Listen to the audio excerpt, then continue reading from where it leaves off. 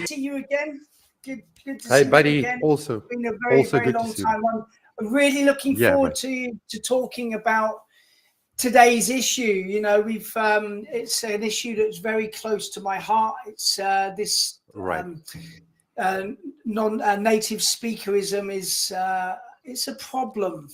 It's misunderstood by a lot of Likewise. people that have very deep-rooted misconceptions about what makes an English teacher and what doesn't make an English teacher. And I'm hoping that this live stream can change some of those misconceptions. And this will be based on research. I've done a lot of research into this area over the years, so I'm looking forward to this one. Cool, man. Cool. Yeah, I'm also very excited to speak to both you gentlemen. Again, I just want to let the people know that you two are the experts in the field. I am a Chinese-based foreigner. I hope I can bring some little bit value to this room. I'm a Shandong Lawai, yes. For people that don't know what it means basically I am a Shandong province foreigner. So, yeah. Exactly. Round one. Let's go, then. Then here is the first line. There are, yes, so just, I'm putting the slide like right away on the screen, is just to check out a little bit the market. It's quite very interesting to know a little bit more about it, that there are an estimated 15 million English teachers worldwide and an estimated 2 billion people using and learning English. The TEFL, teaching English as a foreign language market, is one of the largest and fastest growing fields in international education in recent decades. So it's quite a big market, huh? It Yeah, is that's a huge. big market. It is huge for sure. And then an estimated 250,000 native English speakers work as English teachers abroad in more than 40,000 schools, language institute, and from all around the world. I think it's even more. I think it's even more. These numbers are from 2022. And a very important thing to notice is like 80% of the 50 million English teachers worldwide are not native speakers, and that's something. Of course, they're not enough native speakers, if we can say it like that, pretty much. That's it. So And actually, I think just looking quickly at those figures, I would say 80% of English teachers are non-natives. That is a very low estimate. It's probably closer to 95%. Oh, wow. The vast majority of English teachers in the world, English language teachers, are not native speakers. The vast majority. That's incredible. Yeah, so today in the live content, of course, we're going to be talking about native, non-native, pros and cons. Feel free in the chat to say whatever happened to you, because I know that sometimes not always fair to everybody. There quite a kind of discrimination with non-native. I face them, but yes, we'll go through this and native, non-native challenges. We're going to see pros and cons and challenges, and whatever you guys want to talk about, you just feel free to leave your comments into the section down below. Don't forget to leave some likes to help the channel. When you help, then you find that help other teachers like you. We are a big community. We're trying to help each other. That's what teachers are supposed to do for the good sake of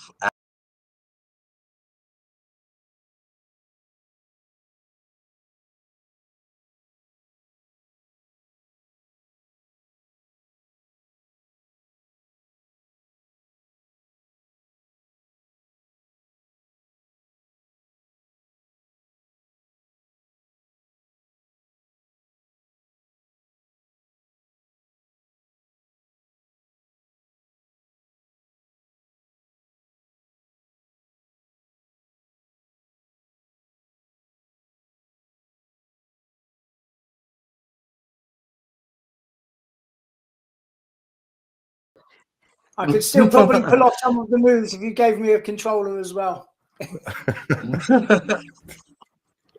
All right, but the slide is quite a little bit slow. It's not as fast as that. Oh my God! So we gotta wait for a while. Maybe it's gonna Okay, come so well, just looking, one day. just while the slide loads up, I can see a couple of things there: authentic pronunciation, cultural understanding, and natural fluency. Yep, some of Exactly. those are correct. The authentic pronunciation, we can talk about this in detail, perhaps a bit later on. But yeah, the natural fluency, a native speaker would probably have the advantage, I would say, over a non-native speaker, unless they're incredibly comfortable and fluent, probably at C2 level on the CEFR. But just because you're a native speaker does not mean that you're a good teacher or a good communicator. I've met many native speakers who are very, very poor communicators and very poor teachers. So it doesn't necessarily mean that you have the edge just because you're a native speaker. And we'll look at that a bit later on in this live as well. I fully agree with you, Stu, on that one.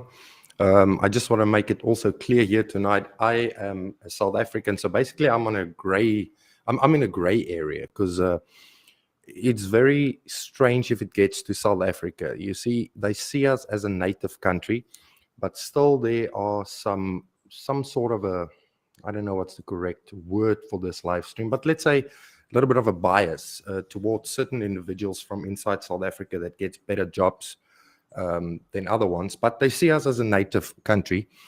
So I will be basically more on the side of the non-native speakers in the stream. Hence, Stu is the 100% British fella here between us all. And so I think I will have more to say on the non-native part and what I think and my opinions on that, if that is okay with you boys. Yeah, absolutely. Like you say, Jerry, South Africa is a really grey area, isn't it? Depends where you're from in the country. It depends on your upbringing. South Africa's got, what is it, like 14 languages in the country? Is that, am I correct in saying 14? 24 official. Wow. Yeah, exactly. It's crazy. Yeah, the waters are definitely muddied in South Africa, right? Correct. There was a linguist. He was from India, an Indian guy called Bernd Kashru, and he wrote a seminal piece, a really important piece in 1983, and it was called the Three Circles Model.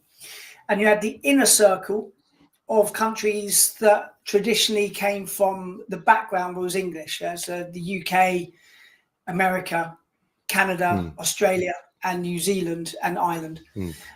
These were the inner circle. And then you had the outer circle, places like South Africa, India, Jamaica, countries like this, which had a deep historical connection with Britain and colonialism. And then you had the expanding circle, with, like China, Russia, Brazil, countries like this, where English is expanding, but didn't have a direct contact or back to kind of colonial Britain over the last 400 years. So kind of South Africa kind of hovers between like the outer circle and the inner circle for me.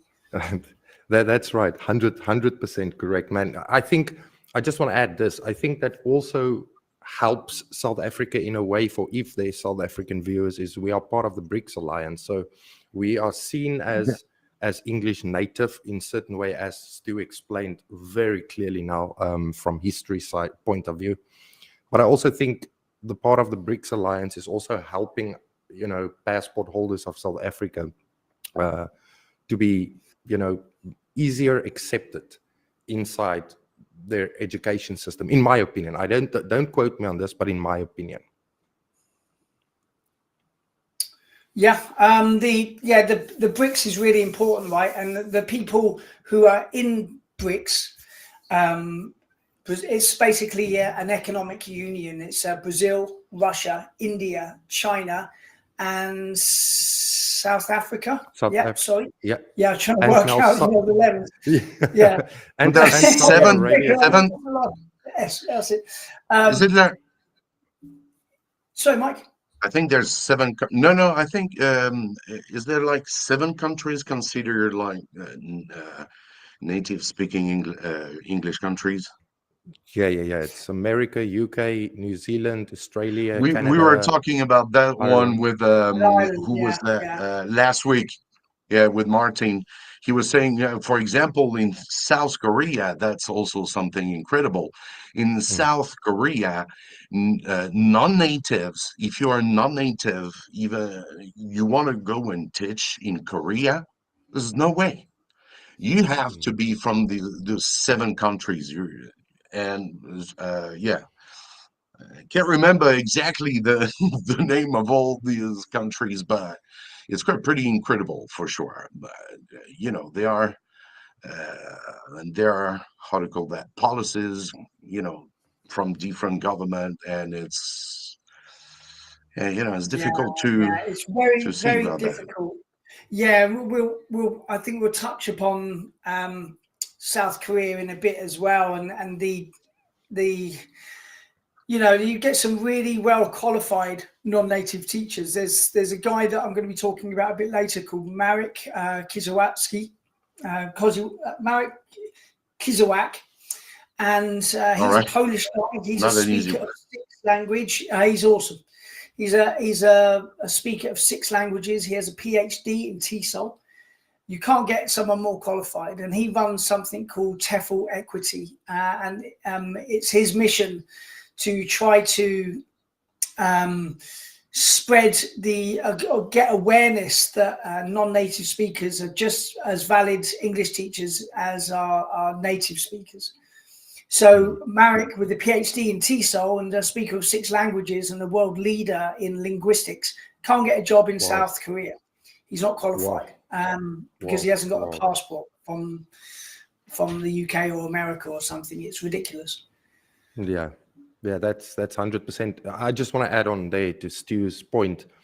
I just want to throw out there, I met amazing teachers. I'm sure Mike down there on the bottom right now, he's one of those people.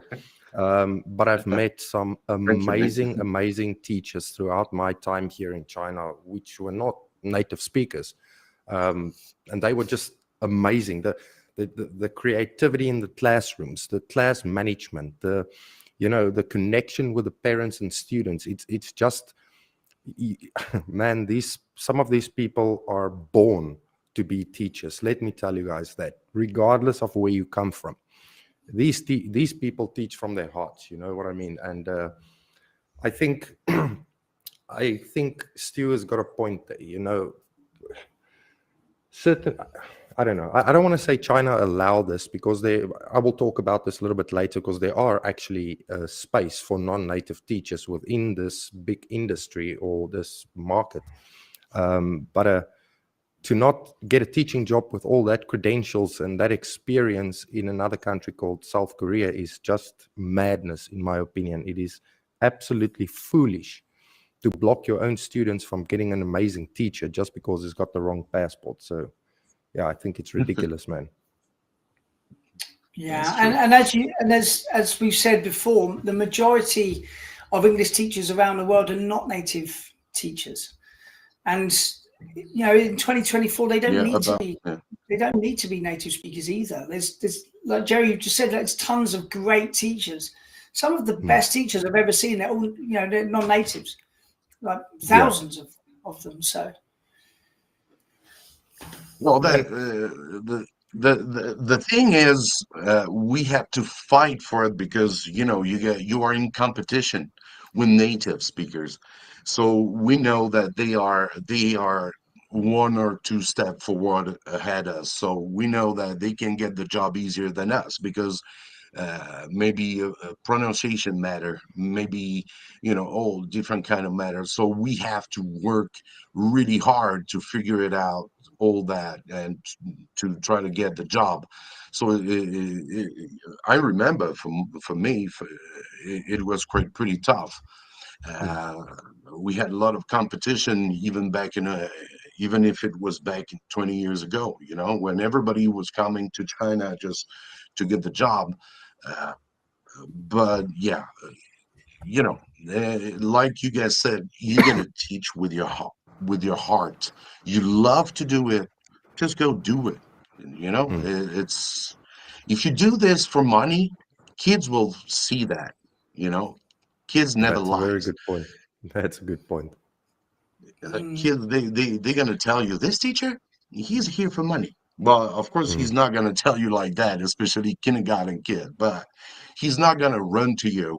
Yeah, that reminds me when I was working with kindergartens.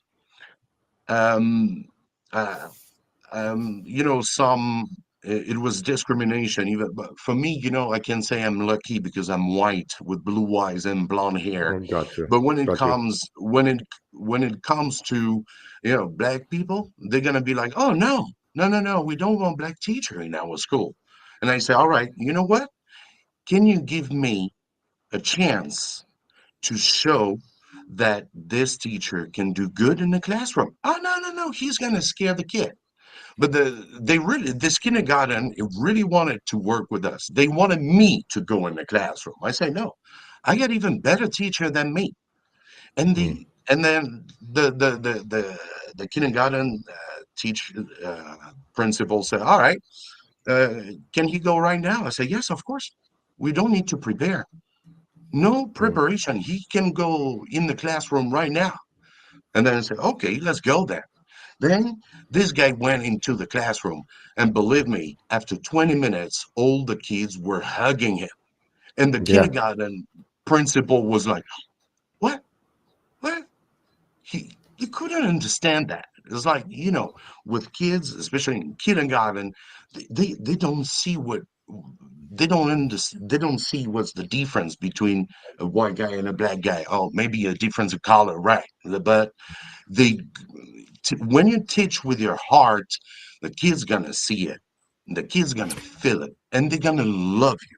And that's Ab- an With important point I wanted to say as well. sorry, Jerry, go on. no, I just want to say, yeah, I 100% agree with you. Yeah, Mike. I also kind of, I don't say disagree, but I've got an extra point I want to add on here. I Yeah, feel black people in the teaching markets are actually more accepted in kindergartens rather than training centers. And the reason for that is because they are great with, well, according to Chinese education principles, let's say principles, they believe that they are great with music, and PE and that kind of yeah. stuff, which is true. They've got better rhythm than me. Don't ask me to dance right now. I will look like an absolute fool. And that is where they are really, really better Can't than touch me, in this. my opinion. There we go, bro. Can't touch this. However, in training centers, I feel what you are saying is really true. It's actually a problem because you see, parents pay a high Well, it's price business for in sure. that's the thing. They pay a lot of money in training centers, which is now actually being cracked down here in China. You still get them, but it's not that big thing anymore than back, like what we saw back in the day. But there they kind of are more biased towards the skin color thing, in my opinion. But in kindergartens, I think it's still fine for black people to teach. However, the scare thing I've heard so many times in my life, you are right, of saying, kids will be scared of them. But here's a funny story. I've been teaching all over the show in kindergartens, training centers, high schools, vocational centers. I've been around the block. Here's the funny thing, man. The kids were scared of me on my first day in kindergarten when I got into that classroom, because kindergarten teaching is completely different teaching than training centers. And you call it a homeroom teacher, I think. Stu can correct me if I'm wrong. But you stay with the kids the whole day. So my first day, I stepped into that class and the kids were crying. It was scary. Now, it's because I don't really like to dance, jump up and down. I'm sure it's not that I don't say I'm beautiful, but I'm not an ugly person, right? So it's not my face. I just think it was that presence that I brought to the classroom, which I think I was not good at, and I can admit it. And here we had kids screaming and crying because I stepped into the class, which I think, yeah, which I also think, Yeah, it happens to me the first time, you know. I mean, I think it also brought some realization, or like people got a wake up call, like it's not always, you know, the skin color that makes kids scared, you know. But I became better and I became a great kindergarten teacher, although I don't really like it. I like training center more, and I'll tell you later why. Or let me just pop it in quickly and then I'll keep my mouth shut. I like to talk a lot. No, that's good, like, bro. All good. here's the thing. Even in a training center, I don't see myself as a good teacher. I tried, and I was really, I loved my job at that time. You know, I did what I had to. I had great activities, but I was better in demo classes. Demo classes is when you have like a Saturday or Sunday, you have open class. So parents bring their kids and they will sign up for the training centers. So I was better in that department of things. So I had my own classes, but I was better in demo classes, more of a marketing type of guy, if you know what I mean. Yeah, man, I was basically that. I don't regard myself, I don't see myself as a great teacher, but I did a good job in my opinion. And yeah, so I don't know, where were we? I digressed so much from Stu's point. Anyway, I'm going to give it back to you. I just want to throw it out all there. good. That's basically, Are we gonna see? Yeah, that's basically my take on the whole topic here. Yeah, all so good. there's two things there. But basically, just as a bit of background, I've got a master's in applied linguistics and TESOL. And for my dissertation, I wrote my 15,000 word dissertation on racism within the TEFL industry in China. So I did a lot of research into the treatment of teachers of color within China, and in also doing that, I did a lot of research on native speakerism as well, and on equity within ELT. And yeah, it's a really big problem. I've got a couple of messages here from English all over about pronunciation. Now, I think you've said they want native speaking pronunciation or American pronunciation, right? Do you really think if you've got an American teacher, all of your kids in China or wherever are going to sound Americans? No, they're not. They're never going to be like that. Yeah. Once you've reached once you've passed the critical period heading into puberty, it's almost impossible to sound like a native speaker. You said there that, you know, as soon as you hear for a few seconds, you know that they're a non-native speaker. Why is that? It's because no matter how many years of practice, you will never sound like a native speaker because you've gone past that critical period. But listen, that doesn't matter. The most important thing is your intelligibility. Can people understand you, and can you understand them? That is the most important thing. So what we all need to do is to drop this whole American is the best, English is the best, this pronunciation is the best. There's no such thing. There's no such thing anymore. Can you be understood? Can you understand others? Standard English. There's no such thing anymore as standard English, because what is standard? English is, the world is so globalized now. English is spoken all the way around the world. There is no standard anymore. It's, the thing to think about is intelligibility. Can you be understood? Can you understand yourself? So forget this whole American British pronunciation thing. It's time to forget that. Yeah. Stu, I'm with you 100% on this thing, and I heard it so many times before that they say the American pronunciation is so great. That's why I want to put my baby in this class, But the baby can not even speak Chinese. So that for me is the most ridiculous thing ever, and this comes from the parents' side. But I do understand them. I just want to make this clear. So, by the way, Stu is speaking the real English. If there's American people out there, they're gonna hate me for saying this, but you guys speak American, not English. Here's the thing, man. You are 100% spot on saying, bro. You are 100% spot on by saying, you know, there's no standard anymore. Everybody just need to understand each other. Look, the world is moving into this globalized, you know, new era.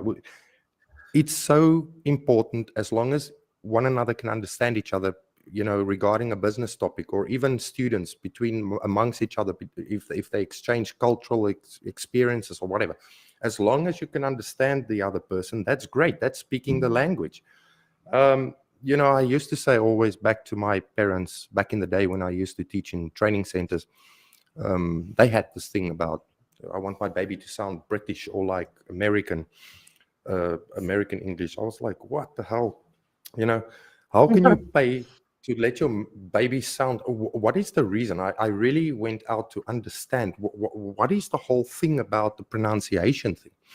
And one of the parents told me one day he watched a lot of Hollywood movies, and he think that is how his baby must sound like. You know, then his baby can now be seen as an English speaker. And in my opinion, I laughed in my you know, softly, secretly, but that is the perception in some people's mindsets. You know, they look at a country like America, the UK also. Sorry, Stu, but it is true. And they think this is how, you know, this is how an example must look like of somebody speaking English. And I am 100% against that, mate. Look, if it gets to grammar, you are on another level. You do IELTS and all that kind of stuff. If it gets to grammar, teaching students grammar and that kind of stuff, especially high school and up, primary school as well, then it's important. But the pronunciation, in my opinion, is absolute bollocks. I'm going to be very straight up by saying this. Yeah, I agree with your point. That's what I'm trying to say, that you don't have to have a pronunciation to sound like an American, and therefore you now speak English. It's absolute madness, man. Yeah, they Havel in here. Yeah, so Mike, come on. Oh, yeah, no. Once he was saying, once I have worked in one of the Moscow top bilingual schools, so the manager was obsessed with teaching Brit accent. Well, he would say Cockney mostly. So it was weird when he was taught kids to say, was that where instead of water? Yeah. Yeah. Water, War. water. Yeah. The thing is, language, what is it for? It's to communicate. And I think it's very important that you're able to understand all the different people that are talking. Like if you know, people have accent. French people like me, when we speak English, you can understand, you can feel that accent. The most important thing is not a big deal. What you're learning English because you want to communicate. You want that the message you want to send to that person, she received it, understand it. And then, you know, sometimes I think more you can listen to different accent more. Since I've been in China in 20 years, I had colleagues from all around the world. And sometimes, you know, it was a little bit difficult to understand. You know, you get use of it, and then you know, if language is a tool to communication, and you know, I think it's very important to be able to understand the English of whatever the person is speaking, even if it's difficult. There's like, well, there's when you do the IELTS test as a student, you do the IELTS test, and in the listening test, you have 40 questions, and you've got to listen to a range of accents and answer 40 questions. Now, the British Council, they make the IELTS test so that there is a range of accents that you have to listen to. So you might listen to someone from Australia, you might listen to someone from Ireland, you might listen to someone from the Philippines, whatever. And there's a reason for that. There's a reason for that. And the reason is, as an English learner, you need to be ready to understand a range of different pronunciation and accents, because you won't be just going to America. 80% of English communication is done between two non-native speakers. So the people using English are using it with other non-English users. So you need to get practice. If your school is just giving you the opportunity to listen to American English, then they're doing a disservice to the learner, because they need to hear this range of different accents. You need to give your students a full range of different English varieties. To prepare for the world. I think where this whole American English pronunciation type of thing comes in, because in China they have so many different dialects, you understand, and I think maybe these dialects are so strong, these accents in different provinces all over China, that these people can literally not even understand each other. So I think maybe that is inbuilt into some of these people, where they think the English language works the same. Look, I'm not talking about like hardcore Cockney English, which you can really not understand. But, I'm talking about normal English. Pretty much everybody can understand each other. So I think that's maybe where this whole thing comes from. I don't know. You guys can correct me if I'm wrong. What do you think about that? Hey, Mike, do you want to take that one? Well, I was checking as well on Instagram. I wanted to say a big thank you to all of them, because on this restream I cannot see I cannot put the message online, but we got Brad Wilson, who has as a teacher in China or anywhere. Well, that was gone. He had a good question. I wanted to go back through, saying a little hello on Instagram of there. There are 32 in the chat. Thank you, guys. Ramaha from Indonesia. Language is just a tool. Yes, not only that, but when you want to travel the world in business and all stuff, that's a tool. We should expose ourselves into different accents to improve our listening skills. That's for sure. And all right, thanks. Let's go on. Here is just about quickly, Mike. non-natives. Just quickly, Mike. Moving briefly away from pronunciation, we may come back to it. But when I started my teacher training in Brighton, in Brighton, your home, when I started my teacher training in Brighton, I am a perfect English speaker, but I didn't know anything about grammar. I didn't know what a transitive, the difference between a transitive and an intransitive verb. I didn't know what syntax meant. I didn't know what present simple meant. I was a completely lost, totally lost. And for the first year or two in China, totally lost. If I had to teach the present simple, I didn't know how to form it very well. I didn't know how to, when we used it, when we shouldn't use it. I was actually unqualified. But a non-native teacher, they've learned this stuff to a high degree. So when they go into the classroom, they can hit the ground running, and they understand when we use present simple, why we use it, how it's formed, stuff like that. So a non-native teacher is leagues ahead of most native teachers when it comes to teaching grammar. Fair point. Very fair point, mate. No. Yes, let's go back. We get a couple of slides right here. That was the advantages of non-native speakers. Better understanding of grammar rules. That's what we were saying.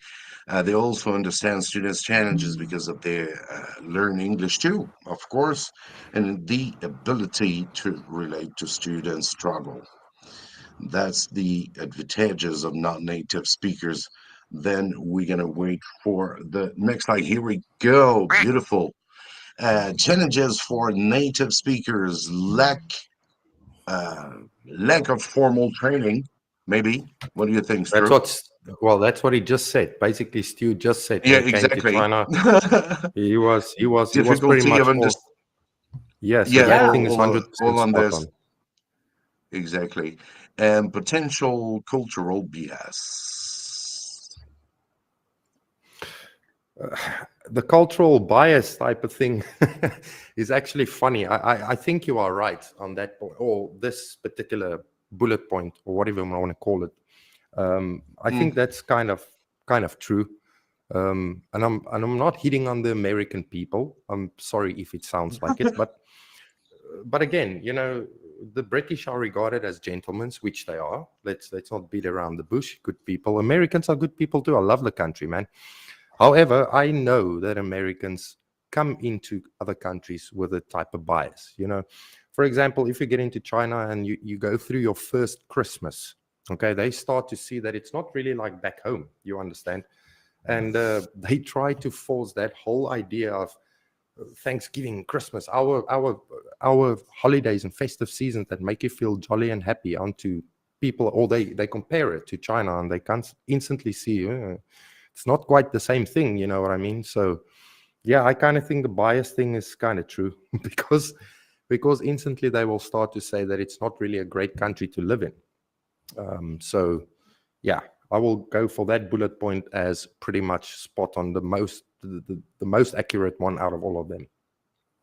Well, when I first came to China, I worked for I worked for EF, and we were English given first. I worked for English First for 7 years, and we were given a book to teach the teenagers, and in the book it had like had a picture and had like elevator and sidewalk, and my director of studies was another British guy, and I said, do we really have to teach like elevator and sidewalk?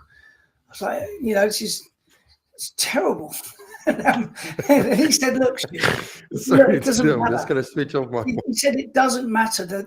What we're teaching here is communication. If the kids use elevator or sidewalk and we understand them, and they understand how to use it in the correct context at the correct time, then we've done our job properly. And he's so right. It was an immature way of looking at it, and he was correct. He was a good guy, good teacher. Wow. Mike, you there? Yeah, always here. All good. Yeah. Just for we're in China, right? Yeah. Mike's got a tough job. He has to listen and stay up with the conversation and read at the same time. It's too hard. It's like rubbing your belly and patting your head at the same time. Stu, you've got a good comment there from English for all over. He says it's like soccer, right? You guys call it footy or football, right? Yeah, that's it. Yeah. Trunk exactly and boot. Well, what's a trunk and boot? You guys got lorry, which is a truck. So there's hundreds of differences, but I mean soccer and football. That's a big one. That's a biggie. I would never say soccer myself, but if I was talking to someone from another country and they said soccer, I understand. It's no problem. So that's English for over exactly.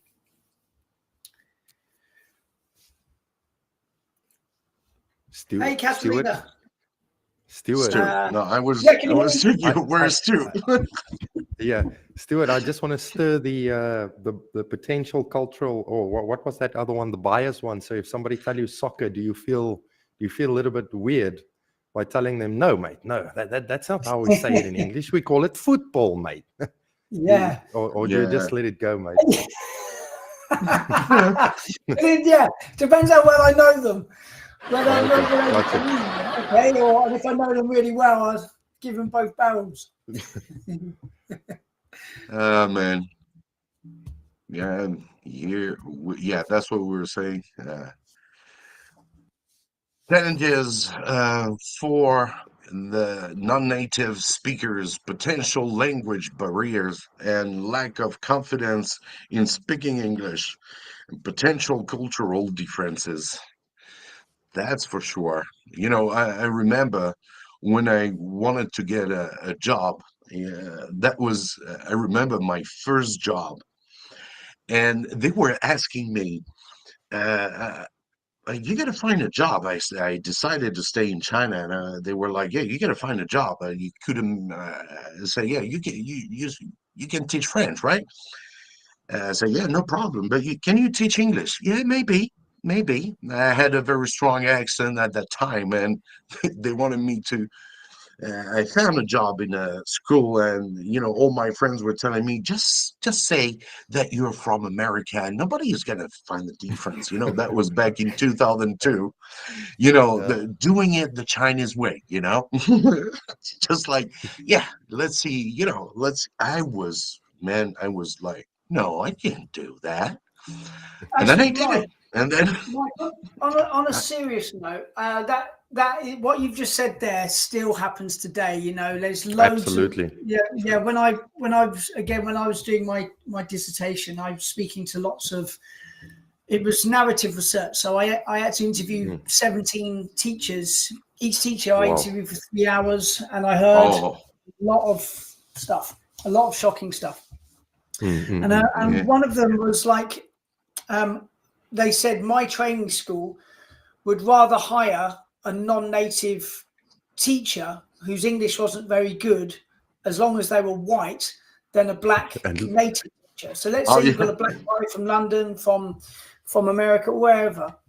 The school would avoid hiring the black guy and hire a white non-native teacher, regardless of their ability, in order to make parents happy.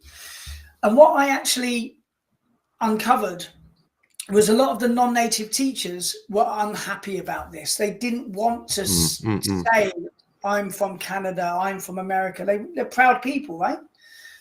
I'm Russian. I want to say I'm from Russia. I've got nothing to hide. My English is very absolutely. good. I don't want to lie. And they were like, you need to lie or you need to go, pick one. Yeah. So they needed the job, and they had to say that they were from a native speaking country and lie to the Chinese parents. Yeah, man. That is shocking, mate. I know, but it does happen. Told today. Yeah. I know. Yeah, it happens. I'm sure a lot of the people in the comment, the people watching here would, may know something about that as well. We'd like to hear it. If that's you, then leave a comment. Well, it did affect me in a way, but not that much. It's actually a funny story. First of all, I just want to say, Stu worked for EF, which is actually the best training center in China. So, by the way, for a very long time, I think that's one of the only ones that's still operating, giving after-school English training to teachers. But regardless of that, I was in a situation where I had to say I'm from another country. In the beginning, way back, remember, I'm here 9 years already. But anyway, it's actually funny. And I agreed to it. I'm like, I don't know how stuff work around here, but that's cool. Yeah, whatever. And as, things went on, you get friends with the parents. You get friends with the people around you. And I'm like, yeah, I'm South Africa. In South Africa, we like meat. Parents are like, what? Huh? Come again? Sorry? I'm like, yeah, I'm from South Africa. They're like, oh, okay. So you're not really from England or wherever. I'm like, not quite. But you see how it works is I've got family over family and bloodlines and whatever that goes back into England. But then anyway, at the end of the day, the story came out, yeah, I'm actually South African. It's not a big deal because I did a great job. But I mean, this type of stuff do happen, where some people have to lie about where they come from. But it does get out. The truth always comes out, my friends. Here's the lesson. Never lie, not even where you're from. Trust me, whatever, even a small thing. Don't ever lie. Yeah, it's the whole racism thing and the native speakerism thing. It's driven by schools looking to stay in business, and they will do anything to keep the parents in the school and not allow them to walk across the road into the next training school. That was what was happening, and so racism would occur, and also making people change their identity would occur in order to turn a profit. Mine was a good line because I got the job after that, but there were like very, very few opportunities. That was back in 2002. And, I really wanted to get the job, and all the family was pushing me to lie. So I was like, yeah, you know what? It remembers me, my marketing teacher who was teaching us how to write a resume. And he said, yeah, if you change some, little stuff that it's not right, well, they if they don't see it, if it's good, you get the job, and then yeah, you're very brave to do that. But no, it's not something, of course, to recommend. That's not what you can do. But back in old time, when you don't have any other solution, you want to stay in China, and and that was, but at that time, it was, Xi'an was very, very slow. It wasn't like it is today. Uh, there were very few working visa. We don't even talk about green cards. It wasn't existing. So yeah, that was quite fun. Yeah, But different world, right? now today it's impossible, and you can't lie Mm. for this. That's for sure. I also think, like Stu said, it's still happening today. I do agree, but I also think Stu can also agree that it's happening less. I think. Well, I don't know. You did the research on this, but in my opinion, I think maybe it's happening less around the place now. It was still a new industry way back. And I think more rules and regulation and understanding of what makes foreigners not happy or uncomfortable, and parents. I think they straightened out some stuff, but look, it's not finished yet or not completed yet. But I do think maybe it happens less. I don't know. I might be wrong, Stu, but that's what I think. Look, I mean, It's difficult to check out. For China, a lot of these training centers have closed down, so that stops in its tracks this kind of practice anyway. Right. But looking outside of China, at the moment, 75, even though it's illegal in Europe, it is illegal for schools to say you must be a native speaker to teach English in my school or in this country. It's against the law. 75% of the jobs are still asking for it. So although it's kind of stopped in China because these training centers have been closed down, outside of the world, the problem for non-native teachers is still real. They're still getting denied opportunities based on their passport, disregarding their skills, experience, and qualifications. The most important thing is their passport, and that's a big shame. Yeah, absolutely. Hey guys, I just want to pop in here quickly. I see there's almost 200 people watching, but I see there's 10 likes. Come on, give us a nice thumbs up. It will help the algorithm on the stream, man. Let's see if we can get that likes up to 100 likes as quickly as possible. How's that? Can we try that, Mike? You see that Jerry is doing a lot of lives, right? You're pretty much live streaming. Is it? I remember it was quite 2-3 times a week, even more. Yeah. I was doing a lot of live streams. I'm going to do it in 2024 again, but you are right. Listen, if you hit that like button, it helps these streams. Trust me. It is true. It does help the streams. And I think this is a cool topic for the people to listen to, before they make the decision of, starting a training or an English teaching career. These type of stuff do happen inside the industry. It's not only China, as Stu pointed out, it's actually worse in other countries. So yeah, I think it's an important, discussion. Exactly. Do you know what, Jerry? As soon as you said that, now all the likes are going up now. It's crazy. That's cool, Bryce. Let's do this, man. Let's do this. Everybody. He's the man. A big shout out to everyone in the chat. Thank you so much for being here today. So yes, a lot of people as well as were checking on Instagram. Thank you guys over there. Yes, to conclude briefly, because I know that maybe Jerry need to go. Maybe I don't know if you guys are in a rush, but native and non-native ESL teacher both do well. And native speakers know the language well, while non-native speakers understand the students' challenges. And a good ESL teacher cares about he works hard and helps students to feel supported. That's the most important thing. I think being uh, a good teacher is someone who teach with his heart, with your heart, and you got to keep on. Uh, how to say?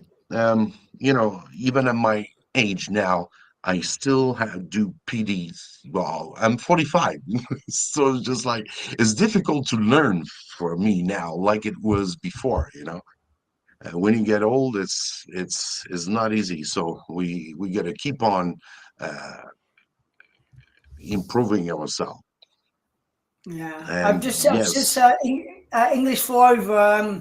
Why is that an issue? I think that's regarding uh, teachers in Europe, and 75% of jobs are asking for native speakers only. So why is that an issue? Well, number one, it's against the law, but these schools are still breaking the law. And number two, like we've been saying here, a lot of non-native teachers are exceptionally well qualified, with more experience than non-native speakers, and this is not being taken into consideration, and these people are not even allowed to apply for the job. They're not even allowed to send their CV in to be considered, and that's an issue for me. Yeah.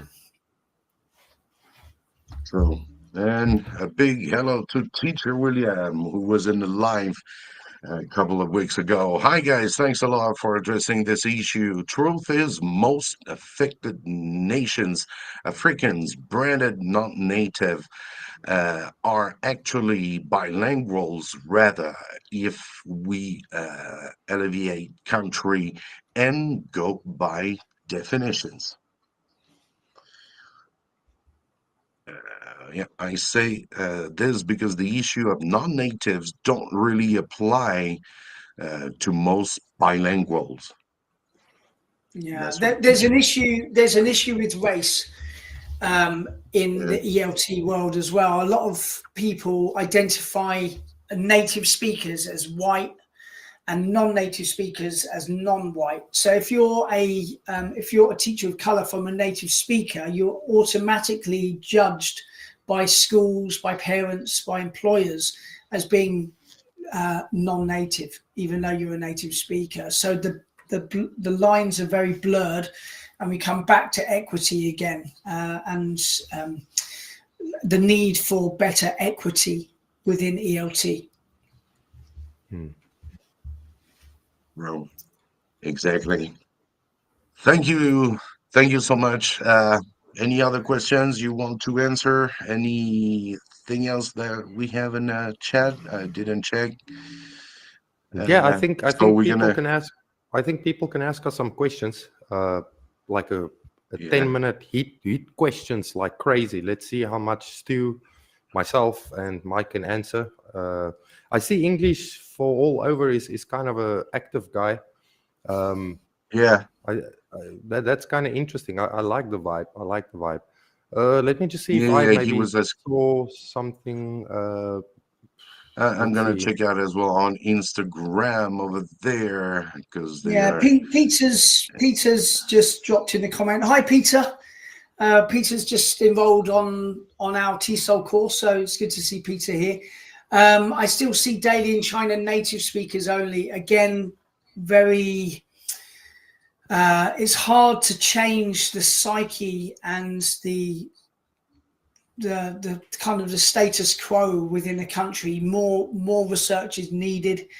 And more things like this, more this live stream. I hope people watching this live stream have learned more and some new stuff about pronunciation, about approaches to grammar, intercultural It's a communication. topic that we can Yeah. speak during for ages. Yeah, That's a this could very go long on topic. for days, you know. True. Yeah, Stuart, But that's so true yeah, about race being an issue regards non-native. Yeah, it's a huge racial issue as well. Check out everybody in the live. I'd like you to it check is. out Marek of TEFL Equity. Let me. Oh yeah. Yeah. Is it Malik Yeah. or Merrick? Let me check. No, Merrick? it's No? Marek. So let me. I'm going to drop a link in the box, and you can read some. You can watch some of his videos on YouTube. You can read more about him, and his focus Nice. is in equality within the LT. So that's a great watch for anybody here today. Thank you very much too. That's yes, we can see the link. It's in the chat right now. Awesome. Yeah. So this Great. guy kind of leads the way in research. Yeah. This is actually a good comment here from Brad Wilson. He says, it's funny in China, there are so many male teachers in kindergarten, but in Western countries, male teachers, where's that now? In Western, what? But in a Western country, a male teacher is, in a kindergarten is rare. That is very true. I've got my opinion on this, which will obviously not be the same as the other two, but I guess we can tackle this real quick, because it's a really, before we go to Merrick, how do you say it? Merrick Kiss? How do you say it? No, well, we won't be going to him, unfortunately. He's like so it's just this a guy's link an for people. expert. That guy's an expert in equality in TEFL. Really world famous guy. I wish he was here. That would be awesome. Okay. Yeah. Sorry, man. I don't know that much about no, stuff. But anyway, this is. No, man. This is actually really a good point, man. There's a lot of male teachers in kindergarten. I don't know why. I think my opinion is,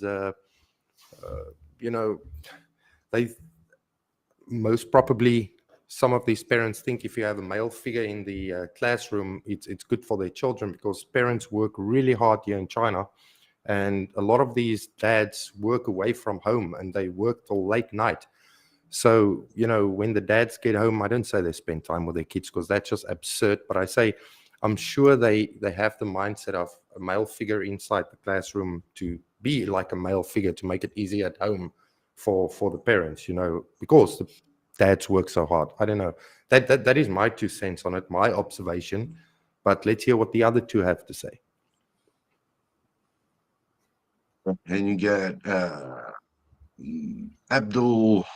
It's funny though how some centers see non-native blacks as unqualified teacher. This is the 21st century, and they need to grow up by discriminating between a native and non-native teacher. They are. Let me see the next. Where's the other part of the message? I think they are literally teaching kids to be racist. That's pretty much, that's true. That's a very tough topic. Yeah, here is Teacher William saying, as a victim of this, in the past year, I contacted to over 1,000 schools and recruiters, and I couldn't secure a single interview. This is a problem, and it is unknown how and when it will be solved. I met these issues for sure. When I was talking to some teachers doing my research, there was a school, I think it was in Wenbo or something. It was a really famous, not EF, but another really big brand schools all over China. It's a chain school. Everyone here will know it. I won't mention the name, but you will know it. And they had a policy of not hiring non-white teachers. It was a policy, and a secret policy, obviously, but no one would get a job. And they were really in need of a teacher, and they had a couple of black guys that were well qualified native speakers, and they degree, few years experience. TESOL, whatever, and they weren't granted the opportunity to even have an interview.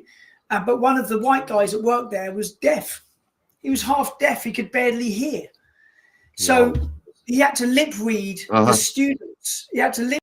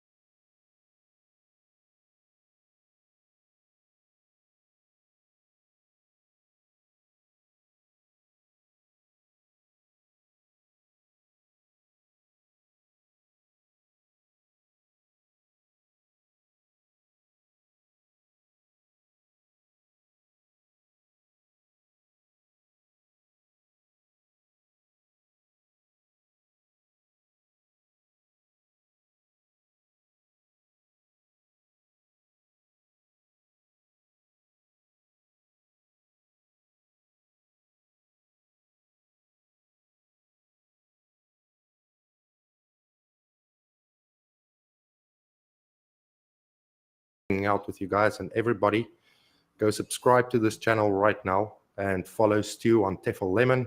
And I hope I'll see you guys maybe in the future stream. If the guys invite me back, maybe I'll walk outside, go show you some China streets or whatever, while the two guys That in the would be studio awesome. operate me What do or you whatever. think, guys? And Doing it yeah, live. final thing.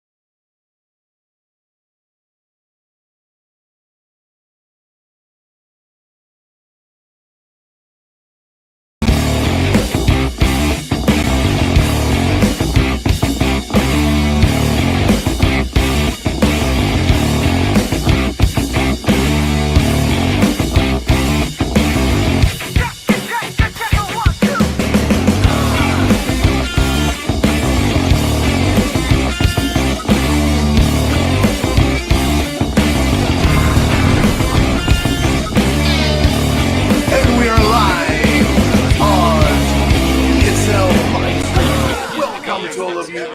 9 p.m. Beijing time here from Xi'an. I'm Mike. Welcome on the ESL live stream. Thank you if you're watching on Instagram, of course, YouTube, Facebook, and LinkedIn as well. We are also live on Twitter today.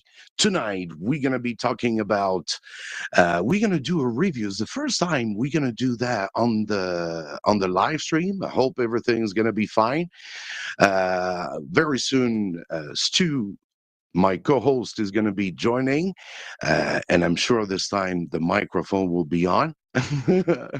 And then we will welcome teacher Matt, a very awesome teacher. We're gonna check out we're gonna see his video. His video is the first day of school. Is very important to have an overview of what is the first day of school, what's happening in his class, and he has really some awesome tools.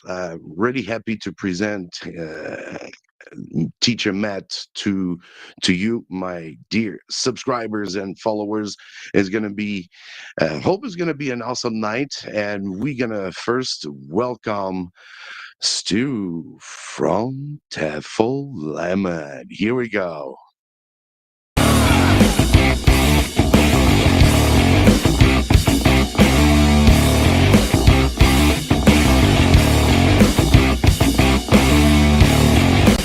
Now, let's welcome Stu from Tefl Lemon.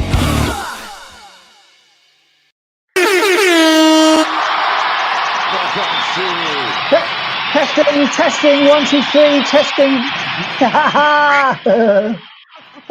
It's working this time, no problem. Everything is all right. Yo! Hey, DJ! Yes, Oh. DJ, we can hear you. Never. Three times lucky. The week before and the week before that, I've had sound problems. So I'm really happy that it's working flawlessly. And Yes. I'm also excited. I've been promoted. I'm now a co-host on this show. So yeah, thank you so much, Mike. All good. Now you, of course, should be. There's no ESL live stream without Stu, man. Thank you very much. Thank you. I'm super excited about this one actually, because like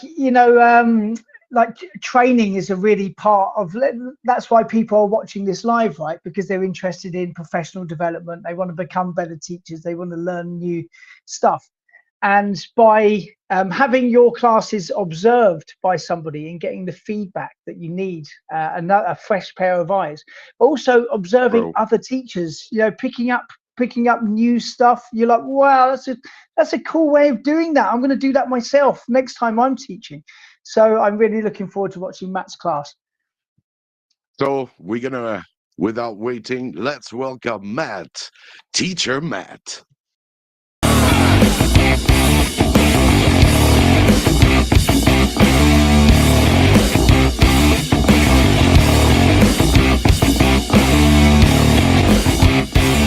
And now, let's welcome Teacher Matt. Hello, Matt. Welcome. It's good to meet you, Matt. Welcome. Thank you. Very happy to have you here on the live stream. Thank you so much for accepting the invitation. That was there's a little story I gotta say. I'm gonna tell you after that. After maybe you introduce yourself very quickly. Hello, everyone. My name is Teacher Matt. I've been teaching in China for about 10 years. And yeah, I just started recording my classes about 3 or 4 years ago in order to, actually it was longer than that. 5 years ago, I started recording my class and other teachers' classes for training, to train other teachers, because I was part of a team of head teachers and our responsibility was to train teachers at the beginning of the year and then do winter training sessions. And I just thought the best way to train these teachers is to show them each other's classes so they can learn from each other. Just like what Stu was just saying, I think this is such an important way to learn. You can pick up so many different things and then incorporate them into your own class. And I also wanted to get better as a teacher myself. And I knew that going and seeing their classes, recording them, editing them was just going to be a really useful tool for myself. And then about 4 years ago, I started posting them on YouTube. And yeah, now I have a little channel that's growing. So I'm really happy to be here. And of course, I was going to accept your invitation. Very, very honored. That's a great pleasure for us. Yeah, what I wanted to say is how I get to meet Matt. It's, it wasn't on purpose. The other day I was checking my YouTube. I wanted to find a video from my channel, and usually I never do that. But I wrote Mike's Home ESL full video, and then I found someone who was doing, I found a channel where they were doing a video about my class. And I was like, yeah, okay. I watched their video, it was nice, from another channel. That was interesting. And then when I was after I've watched the video they did on me, I saw your video, and I was like, wow, I saw your full class, and I really appreciate it. We're gonna go through your class, and like Stu was saying, it's really important to be able to share your own class to others, and that's how we can learn from each other's. Yeah, What Stu you've was got saying. yeah, you've so basically whenever you want to become a better teacher, you've got a couple of different ways of doing that. You can either pay money, you can maybe buy some books or buy some materials or something like that, or you go to True. like seminars, paid webinars, things like that, or you've got tons of free options. And I always say that watching the other teachers in your school and having them watch you is the very best thing. It's readily available. All you need to do is very casually walk up to one of your co-workers, you know, hey John, would it be okay, I've got some free time on Saturday at 9 o'clock, can I come in and watch an hour of your class?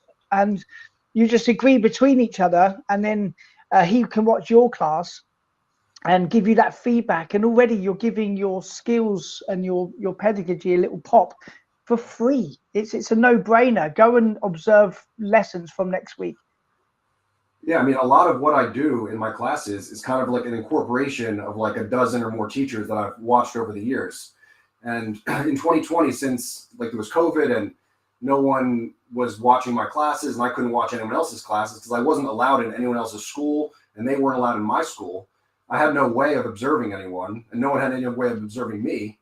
And when I filmed my classes, I realized I was seeing things I was doing in the video that I didn't like, and then I was adjusting, you know. And when you see yourself from a third person perspective, it's really like you'll notice a bunch of stuff you're doing that you just don't like, and then you can get rid of it, you know. So that's one of the reasons I was filming myself and then editing the video and rewatching it, you know, and like really being like, oh, that wasn't good, I got it. In the next class, don't do that again, or speak slower or speak more clearly. And just certain games wouldn't work, and I would see it from a different perspective. So I think filming my classes is just such an important thing that I decided to do. And then I wanted to share them on the internet because when I first started teaching, there was no, like, I couldn't find any videos of large classes. Like, you can find videos of people playing games with, like, you know, 5 kids, 10 kids, 20 kids, but if you have a large class, it's a totally different experience. The classroom management and the games you're able to play and the kind of teaching you have to do when you're dealing with so many students at the same time.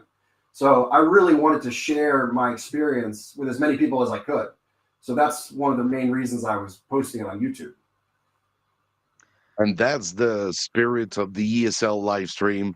So we're gonna go and start. So this video you making, it was from 2021, right? Yeah, it was back in September. Yeah, 2021.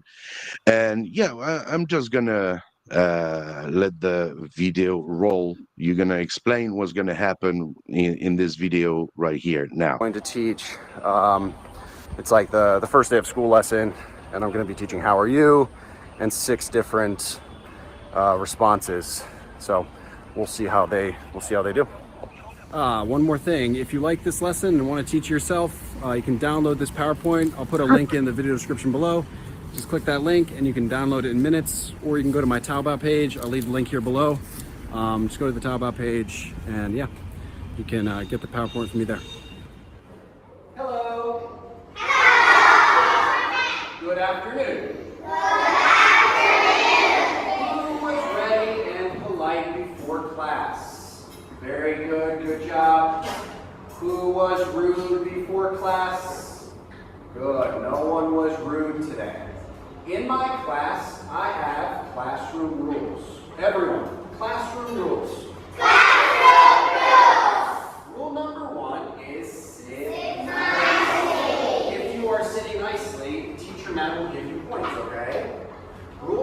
2 is rule number 3 is clear your desk. Okay? You can have your name card. This is okay. Okay. Okay? Have your name card on your desk. Thank you. Rule number 4 is eyes on teacher Matt. Okay, look at teacher Matt. If teacher Matt walks this way, you look at teacher Matt. Okay? If teacher Matt walks this way, you look at teacher Matt here. And rule number 5 is listen to teacher Matt. Everyone, put your hands up. Put your hands on your table. Good job. Hands on your head.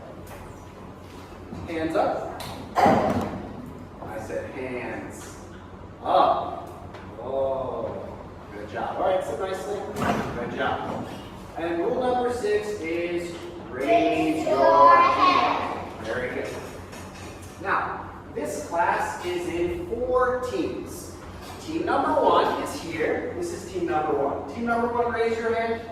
Good job, team number 1. Good job. Hands down. Team number 2, please raise your hand. Good job. Thank you very much. Put your hands down. Team number 3, raise your hand. Good job, team number 3. And hands down. And team number 4, raise your hand. Good job. Good job. All right, sit nice. Thank you very much. Peter, be quiet, or I will take your point. Do you understand? No. Very good. Now, the team with the most points can get a star. Which team here has the most points? Good, team 4. If team 4 has 25, team 4 can get 1 star. If team 2 has the most points, team 2 can get the star. The team with the most points can get a star. Now take a look. At the end of the year, the team with the most stars can get a gift. Which team has the most stars? Team 2. Good, team 2. So, team 2 can get a gift. Okay? If you are very good, if you sit nicely, raise your hand, be quiet, listen to teacher Matt, you can get a gift. Do you want a gift? Yes. Sit nicely. Very good. Thank you very much. Let's warm up. Let's warm up.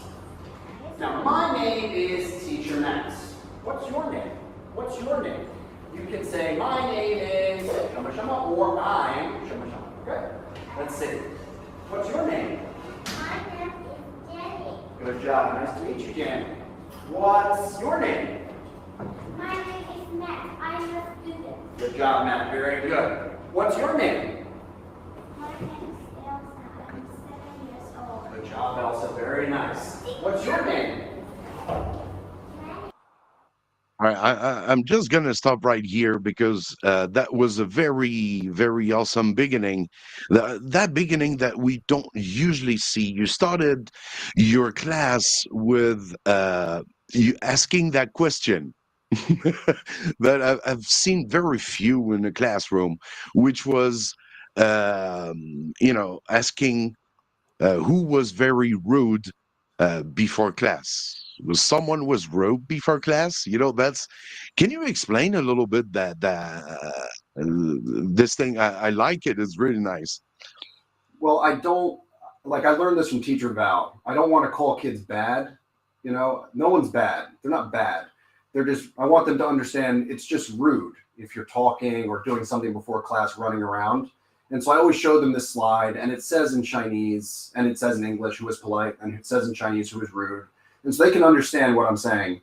And so every class I show that slide, and they know that I'm going to show that slide, and I'm going to take points away before class. So if one team is really rowdy or running around or people are fighting before class, I'll show that slide and I'll take points away at that point. And I'll make that student stand up or make those students stand up, and I'll remove points from their team.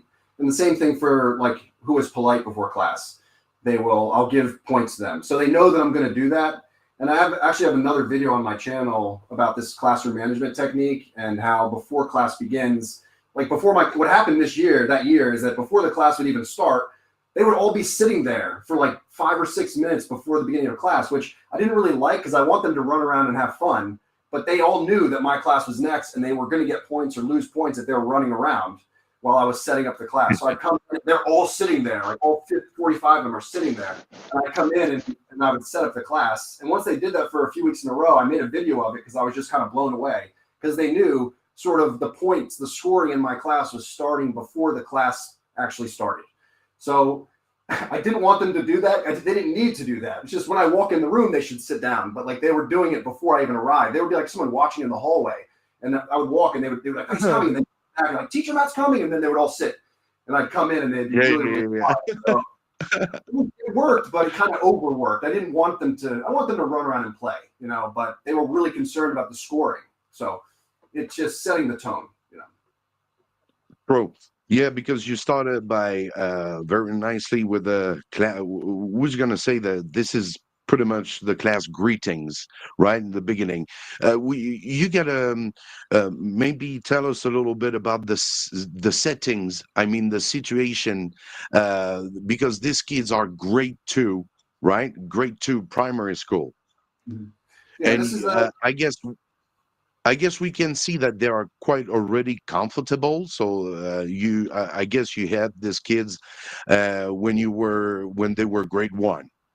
I didn't teach them in grade 1. That was my first time meeting them. I only know their names because you see, that's awesome. But they had a foreign teacher in grade 1, and some of them had foreign teachers in kindergarten.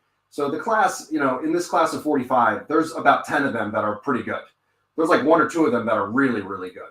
And then there's like, you know, 20 that they don't really know. They can't really say that much.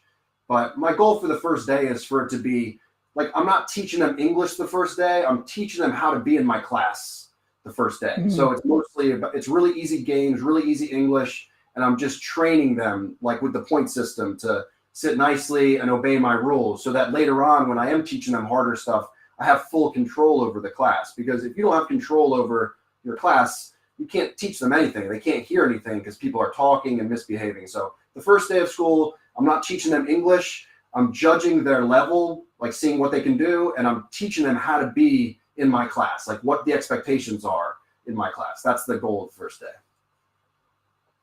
Yeah, setting rules and sorry, Mike. Setting rules and routines in your class. This is the cornerstone of classroom management.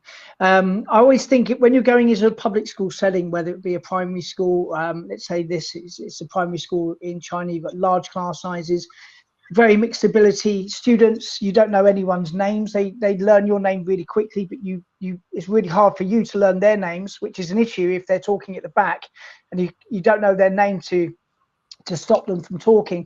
So setting what your expectations are and setting rules and routines, this is essential for the first couple of lessons. You've got time for the rest of the semester to kind of really get into the teaching language stuff.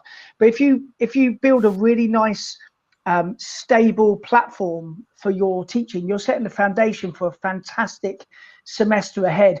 And students, they look up to adults, they look up to that adult figure for guidance and to set boundaries. Kids need that. So that is a fantastic you hit so many correct things there on that first video, and it was amazing to see your name tags as well. So you're already learning as a teacher who people are, so you can quickly address problems before they grow bigger. You know, that was the Chinese teacher had them do that. So that year I taught 4 classes in grade 2, and only one of them always had their name cards. Another one made their name cards later, and then one never made name cards. So I wouldn't really know their names unless they would raise their hand and tell me, because there were so many students. So that was all credit to the Chinese teacher that did that. I didn't request that. But this class, I'm remembering now, there's a boy in the class with a learning disability. You could hear him screaming in the back. His name is Peter. And like, I didn't know the first day. Like, I don't know these students. So I didn't know if he was just misbehaving. You know, I didn't know. But like, you could hear him like kind of yelling in the background. And during class, like he would yell and stuff. But eventually I had him under control. And what you just said is exactly right. You know, I saw a video about 10 years ago, and it was just saying that like children want to be told, they want to know exactly what they're supposed to do. You know, they want to know where the boundaries are. And if you set the boundaries and they know, they feel very comfortable. Like in my class, if they misbehave, they lose points. If they behave or speak really well in English or whatever, they get points. So they know exactly what they're supposed to do. And they kind of thrive in this environment where they feel safe, you know. So that's what I was kind of trying to set up the first day. Yeah, they really do. Like if you often it's kind of counterintuitive because you think, oh, if the kids are really having fun, they're laughing and kind of really enjoying your class, you think, oh, I'm doing a great job. But what you'll find as you get into month 2, month 3, month 4, that they just start mucking around and you've lost all sense of control. You're coming in, students aren't settled down, and instead of using your time productively, you might only have 35 minutes in one public school session, right? You're spending half of that time trying to control the students instead of actually using the time productively to teach language. So by setting rules and routines, you are optimizing the little time that you have with each of your students. Exactly. Yes, the first day is very, very important. So you can find out right away who is the advanced student and maybe who's the ones who are really naughty, right? So let's go on with the video. I'm gonna jump right to the 8 because it's a 39 video minute. It's 39 minutes long, but teaching is about 35 minutes in total. Of course, when you want to film, when you want to shoot your class, you got to get ready. It's taking time before you want to start the class, so you got to set up everything, so it takes always a little bit of time. But here, let's go on. You gonna start with I love it. Let's learn. Let's learn. Good. Today we are going to learn 6 words, and my words have an action. Okay. The first word is good. In my class, we don't say good. We don't say great. Not amazing. Good guess. We say it like this. Very well. Very well. Make sure to do the action, okay? Very well. Good job. Next one. Happy. Happy. I am looking at your team. If you do the actions very well, teacher Matt will give you a point, okay? Watch. Very well. Oh, I think these 2 teams, Team 1 and Team 2, did the action the best. Everyone do the action. Watch. Happy. Happy. Good, that's right. Every team can have a point that time. Good job. Next one. This one's happy. Next one. Sometimes we say okay.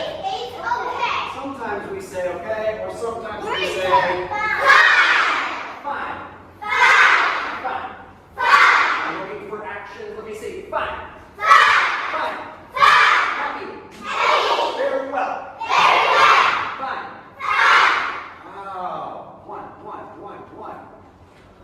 Oh, teacher Matt gets a point. Thank you. Good job. Next one. Hungry.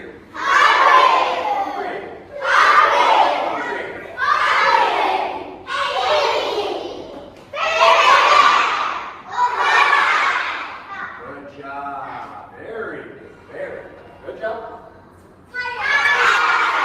Tired. I see your actions. Tired. Good job. That's right. Tired. Excellent. And sad.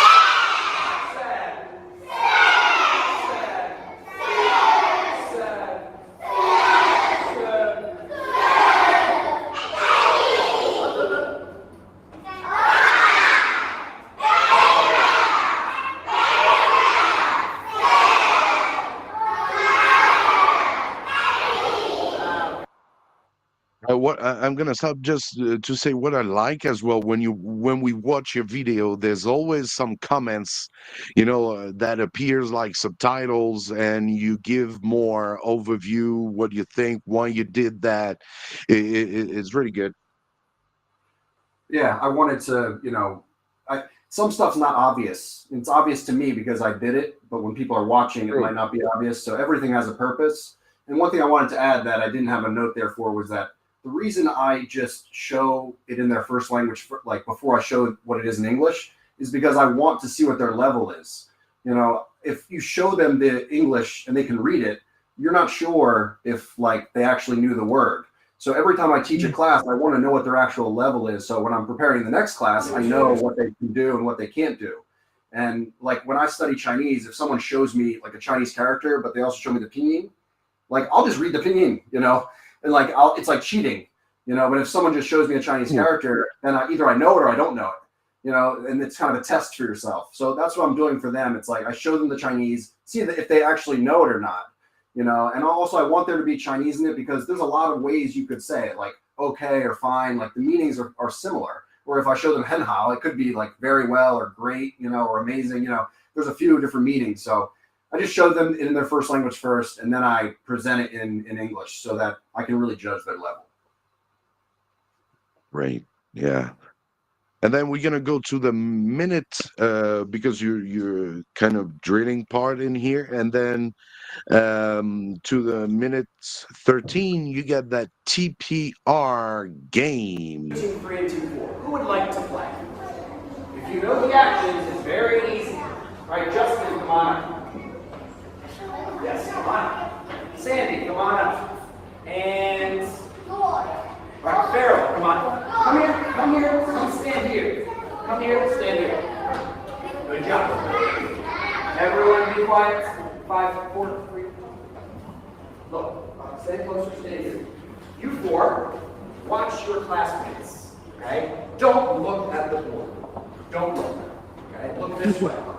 You look at the board.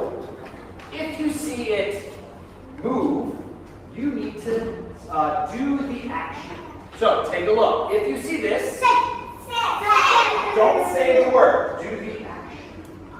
Okay? Very good. And you say the word, okay? You say the word. So, let me see the action. What's the action?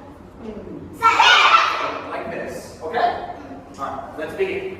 3, 2, 1, let's see.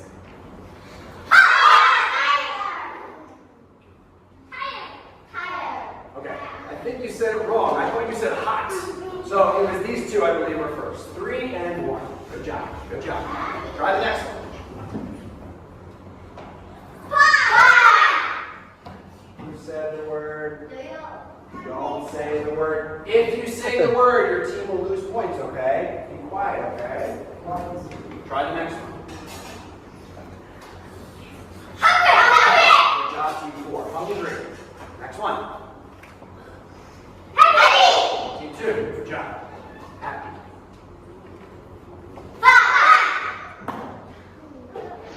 All right. Team 3. Good job. One. Good job. All right. Good job. Go sit down. Go sit down. Who would like to try? Who would like to try? Are you ready? So that was the TPR game, right? Very interesting game. Maybe people didn't get for those who are arriving. So what is the why did you choose to call it TPR? Because we know that it's all total physical response. For the kids might not, you know, means a lot, but it's good as well for them to know, maybe. Or it's because I know you're doing PPTs, maybe it's also for helping the teachers who wants to get that you know what's going to happen next. Yeah, I mean, it says TPR on there, TPR action game. That's for the teachers who are buying my PowerPoints, essentially. So they know that it's an action game. The students don't really know what TPR means. I have had older students ask me, like in grade 4 and grade 5, and I told them like total physical response, and I told them what it meant in Chinese, and I was like, oh, I understand. But it's just an action game. I actually used to call that game like the hot seat game. You know, where they can't see the board, and then they're like in the hot seat and have to do the action or say the word. But I just put TPR there, just like you said, for the teachers who are purchasing the PowerPoint. Right, that's what I was wondering. So very interesting part in here. I guess the kids we can see that the students in here are very skilled in English. For how many students do you have in this class? There's 45 in this class, but you can see it. I didn't know these kids, but like at the beginning of class, I could see which kids were pretty good. Like I could see which kids were doing stuff really well. And when I was bringing them up for the first game, like I was choosing the students who I thought could do it. Because the thing you don't want to do is start choosing students who like weren't raising their hands before or didn't seem to be really paying attention to come up for the first game to like model everything. You know, so these students that are up there, like I remember these students now just looking back at this video. They were like the best behaved students and maybe not the best at English, but pretty good, near the top of the class.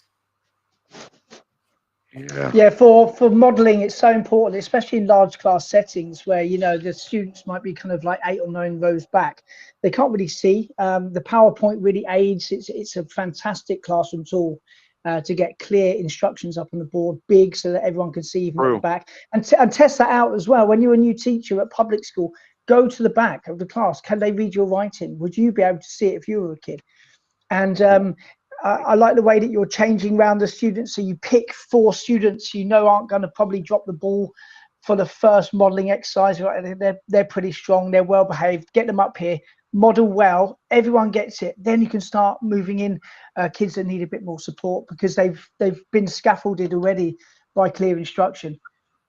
Exactly. And the PowerPoint, it's really, I mean, it's an aid for them, obviously. They can see it and everything. But the PowerPoint's really to guide me through the lesson too. So I don't have to be thinking what's next. I can just teach the students, and I don't have to worry about like planning or what's next. Like years before, I would use flashcards all the time, and I would have to set the flashcards up on my table in the order I was going to do everything, so I could remember, you know, the order. So the PowerPoint's really, it's just a good guide. So during the class, you can be relaxed, focus on teaching the students, classroom management, and if you don't remember what the next activity is, when you click the slide, when you click the PowerPoint, it's going to go to the next one for you. And you're like, okay, that's the next game, and then go with it.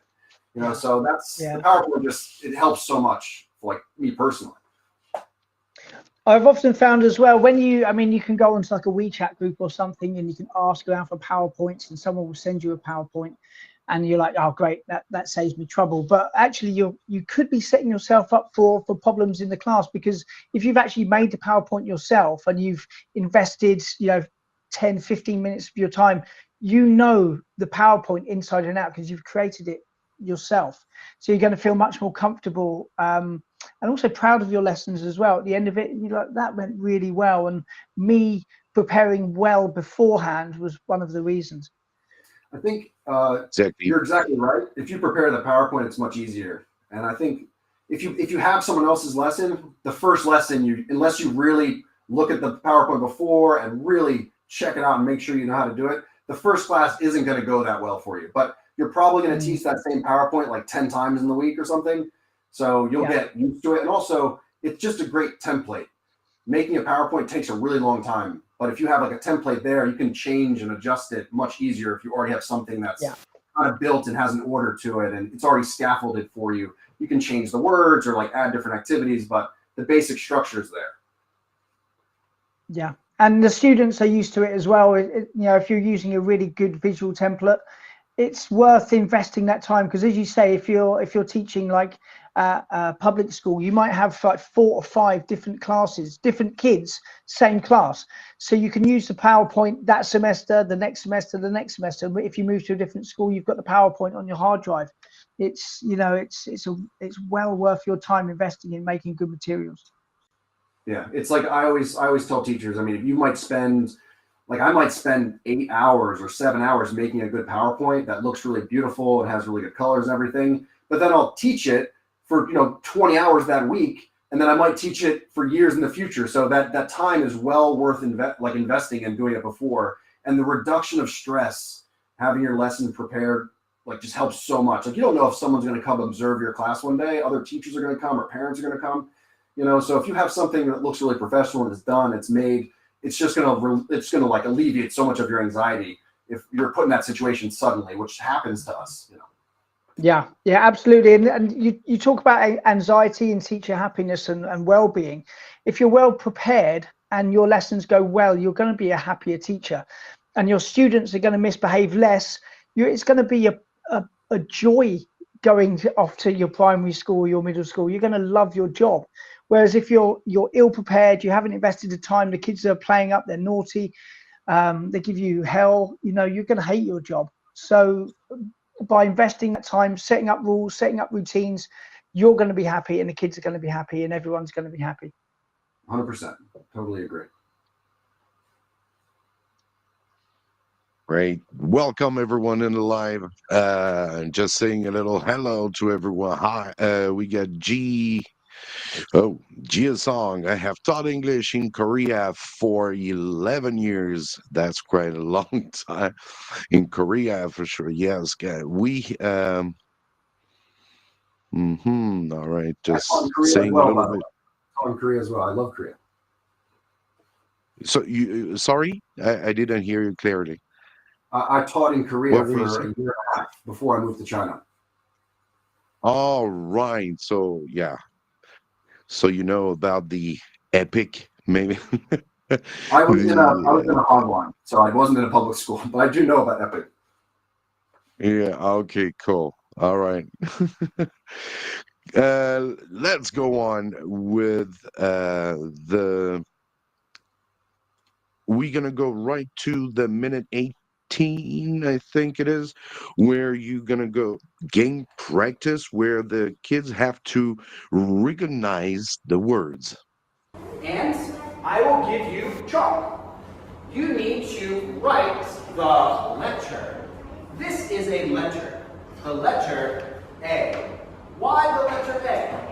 Because this word is very well, so we write A. This is very well. What does this say?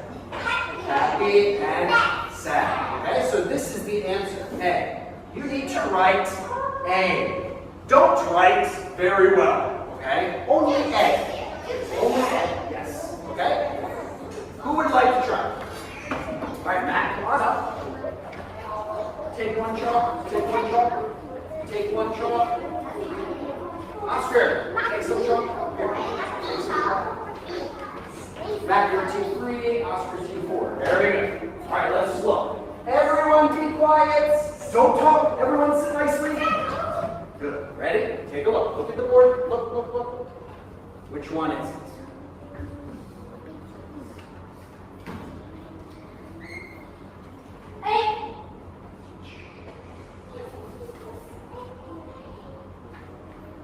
Let me see. The answer is, what's the answer? Who can tell me? Who can tell me? Lynn, what's the answer? Good. I am fine. Everyone, I am fine. A. So we have 1, 1, 1, 1, but Matt was first. So Matt can have 1 extra point. Okay, you must be very, very quick. Do you understand? Yes. Okay, thank you very much. All right, go sit down. Go sit down. Put the chalk back and go sit down. Go sit down. Sit. That's right. Good job. Excellent. Good job. Who would like to try? Who would like to try? Let's bring up 4 girls. All right, Emma, girls, are you ready? 5, 4, 3, 2, 1. Team 3. Thank you. Let's see. Awesome. Yeah, that's very interesting. The way you quiet them as well. You get those 4 seconds, pretty much. You count down 4, 3, 2, 1, and you guys quiet. Yeah, I do a countdown. Some people do a clap back, but I just do a countdown. And I think maybe where you jumped over, so you didn't see the first time it happened. But when I did the countdown, like one group wasn't quiet, and I took points away, so they learned quickly.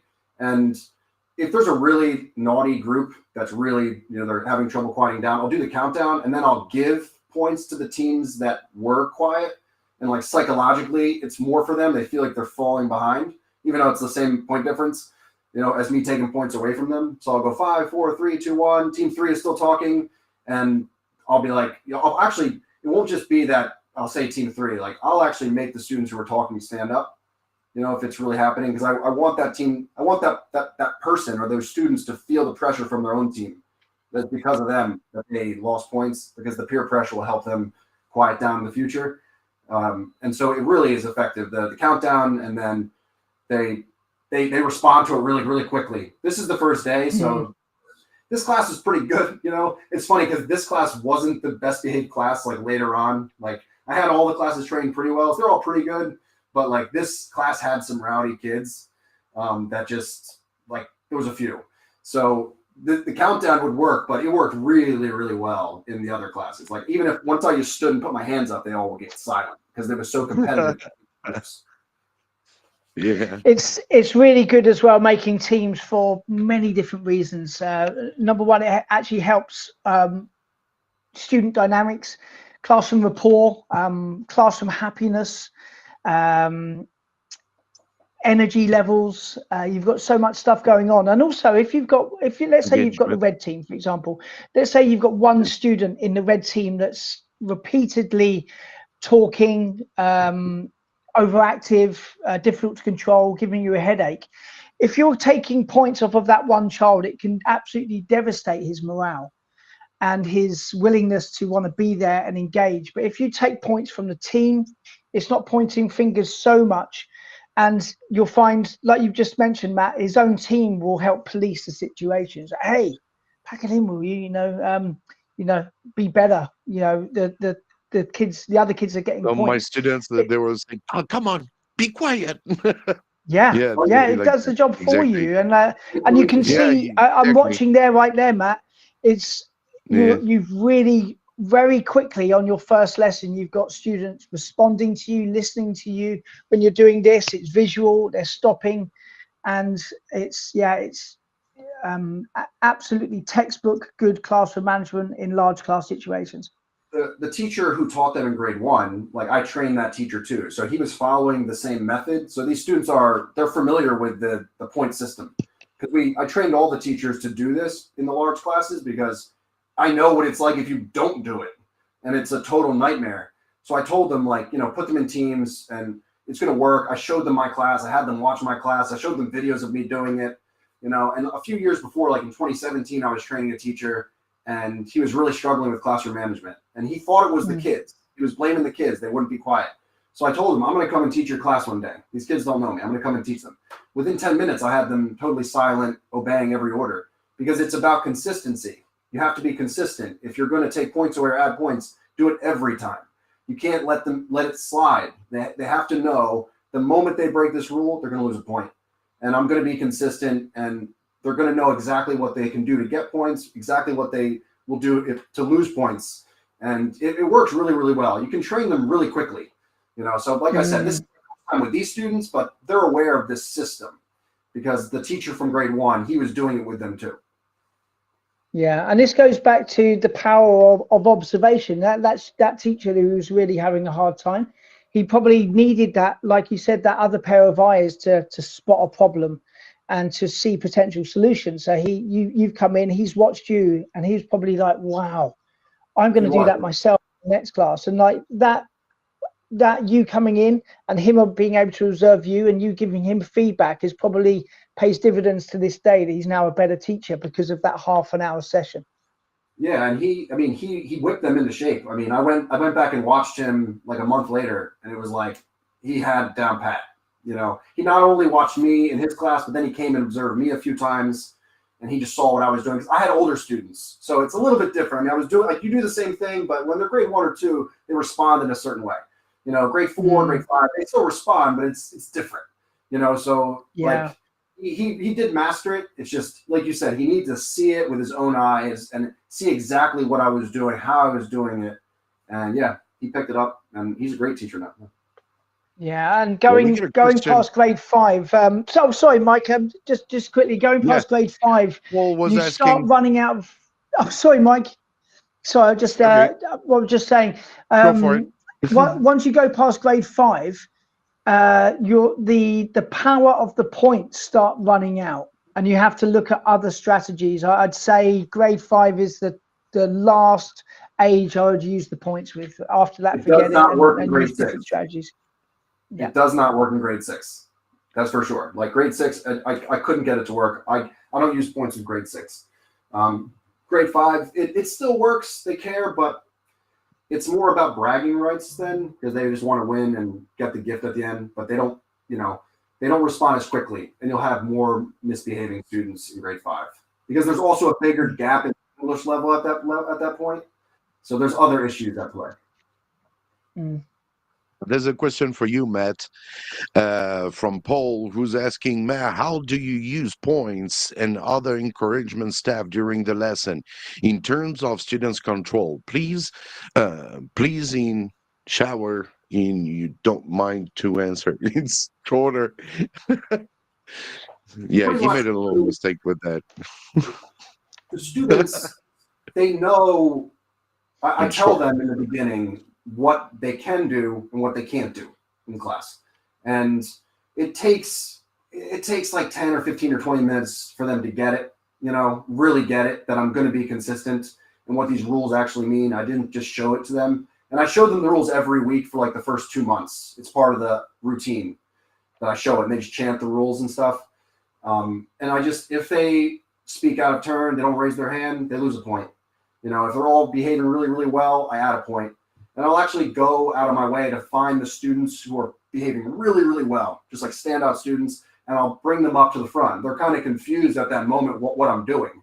I'll be like, oh, come here. And I'll be like, Oscar is so good. He is sitting nicely. He raised his hand. He's very quiet. Oscar's team gets 5 extra points because Oscar is so good. And I'll do that every 2 weeks. I'll do that. Especially if I'm having classroom management issues, and they'll see that you can earn these extra points, these bonus points, if you're just a standout student. So it's just about consistency. Take points away when they're misbehaving, add points when they're being good, and they respond really quickly to this type of classroom management. Like, it happens very, very quickly, even if you've never used a point system before. Let's go on with we're going to go right to the 29th minute game. Guessing it's another game might be interesting for teachers to use in the class. Check out that game. This is a guessing game. A guessing game, okay? You need to guess. Guess means answer, okay? Okay, so take a look. Behind this question mark, maybe it's fine, maybe it's very well, or maybe it's hungry. Which one is it? Is it fine, very well, or hungry behind here? What is it? So, I need one student from each team to stand up. Let's see. Who would like to try? All right, stand up. You need to guess. You need to guess, okay? Is it fine, very well, or hungry? Everyone say, how are you?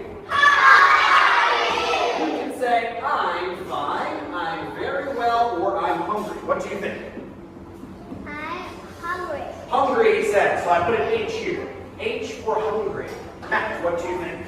I'm very well. Very well. Let's see. VW is very well. Lynn, say, I'm hungry. Hungry. And team what? Amy. I'm hungry. Let's see. What is the answer? Hungry.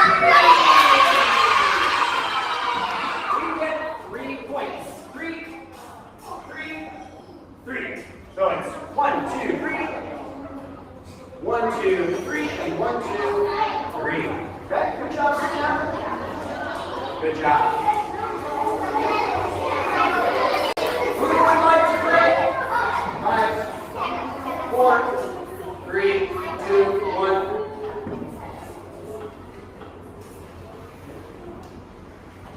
Team 2 is still talking. David is talking. David. Your team will now lose 2 points. Okay, who would like to try? Who would like to try? Everyone say, how are you? Start over here. How are you? Happy.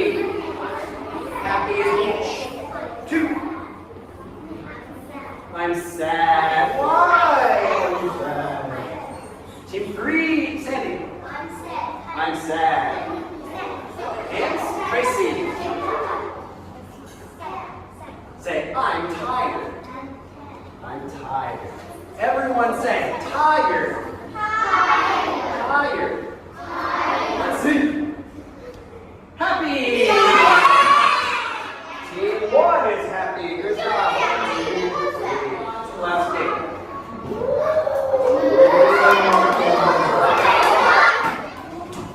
So here is another game.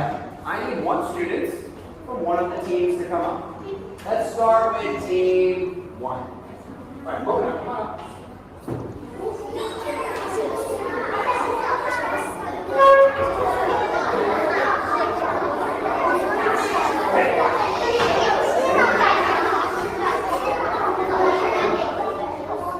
Five, 4, 3, 2, 1. All right, team 1, stand up. Stand up. Look at Mona and say, how are you? How are you, Mona?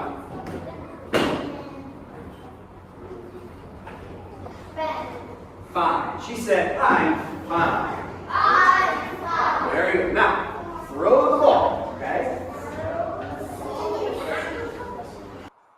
Obviously, we cannot see it on the video, but on the left of the screen, we got you draw like a target where where the kids can throw the sticky ball and they can have point from here.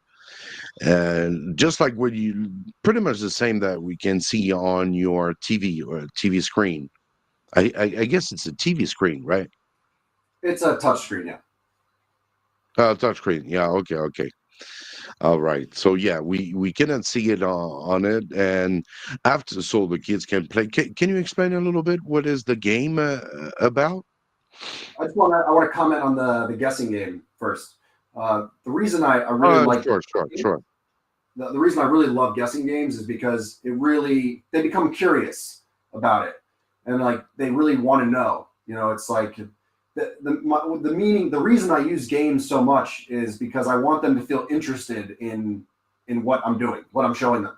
So if they have something at stake, like there's points involved or whatever, they really want to pay attention. And when it's a guessing game, they really become curious. It's a gamble, you know, and people enjoy gambling, even children. So they don't know what's there. So it's just the guessing game is really good. You can use it for dialogues and stuff. I have classes where guessing game dialogue and stuff. Guess what the word is, and they say the dialogue and have to guess which one which was there. They really like that. So I just think a lot of teachers don't use this kind of guessing game, or if they don't have a PPT, they don't have a good way to set it up.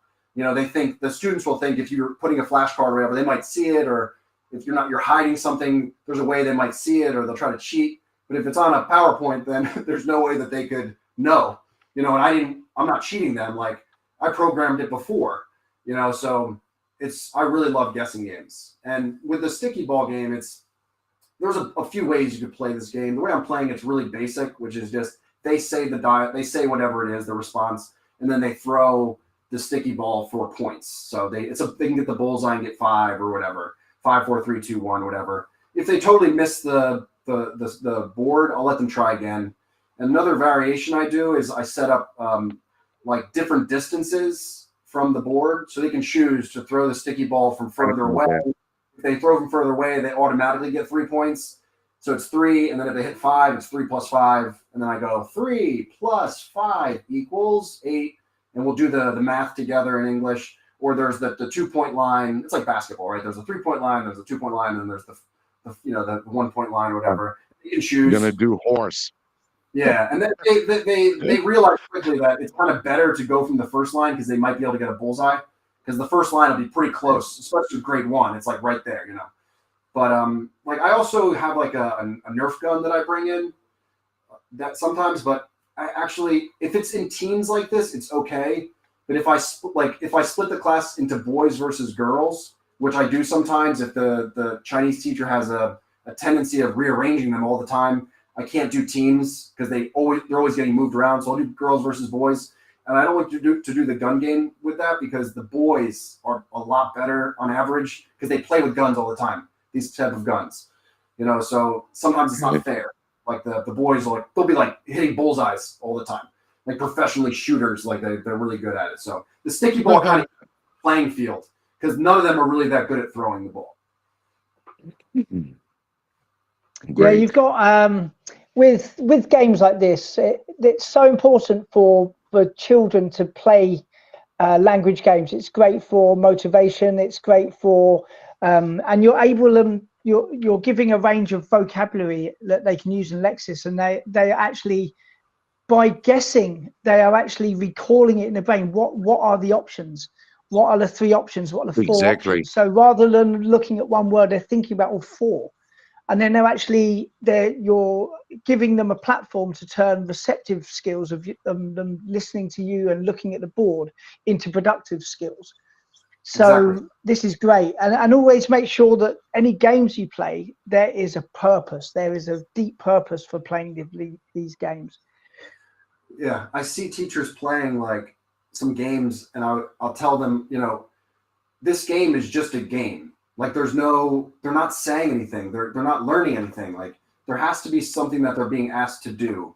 And a lot of times when I play games like this, you'll see that I'll have like if a girl from team 1 comes up, team 1 asks the question, you know, and then I'll give them points. I think I do it in the next game actually. Like I actually give them points based on how well that team asks the question. So they actually have a stake in asking the question and saying the question together and doing what I'm asking instead of just a few students saying it and everyone else being like, I don't care. You know, if students aren't, they don't get the full points. So there has to be a purpose. There has to be English connected to it. And it also, there's a lot of opportunities to say stuff like good job or have the kids say good job to each other. And they learn a lot of English, extra English from my directions. So you'll hear me saying stuff and you'll be thinking like, I don't think these kids understand. You'll be surprised how much they do understand, even though they can't say it themselves. Like I know because I study Chinese. There's a lot of Chinese that like my wife speaks to me in Chinese all day long. There's a lot of stuff she says to me that I can't repeat back to her. You know, like I can't speak at that same level, right? But I understand and I'm learning. And then, you know, a few months later, I find myself saying the same Chinese that she said to me. And I'm like, did I ever learn that? And I realized it is right because there was so much input. So I'm trying to give them as much input as I can with the directions. And I try not to dumb it down too much. You know, I'll try to say it slowly and clearly, but I don't leave out too many words from the sentence. Yeah, what you're saying is authentic. Yeah, you know, you're giving authentic instructions and students producing the language, those that are confident enough and proficient enough and ready to do that. The kids that aren't quite ready, they're listening to each other. And so much can be learned from other students, not just the teacher, but the whole situation, language input, like you say. That's like, you know, I think all this stuff like teacher talking time, obviously you want to reduce it as much as you can, but the students have to have listening time. You know, forcing students to say stuff, like they need to hear stuff, you know, to learn. And like you said, the more advanced students modeling the language, they stand up and they say it. Other students learn, you know, they learn it from their classmates. And so that's something that I think is overlooked a lot. Like teachers dumb down the language for instructions, and then there's just these little mistakes people make. I think as much input as they can get, that's my purpose. That's why they have me in the class, because I'm going to just speak English to the kids, you know. That's awesome. Thank you very much. Yeah, the last 5 minutes of the class, I think it's a quick review, of course. I'm not going to show that. I think it's a very different view right here. Yeah. Yeah, the end of the class is pretty much a review. All right, team 4. You still have the game right here. The review comes up.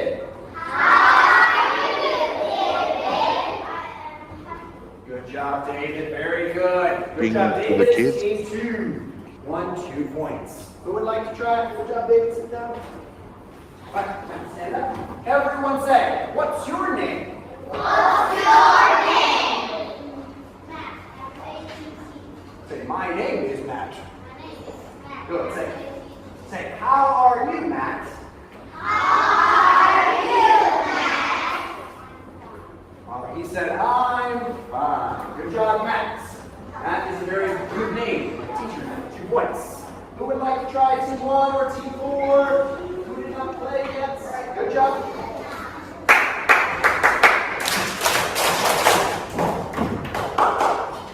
Everyone sit nicely. Good job.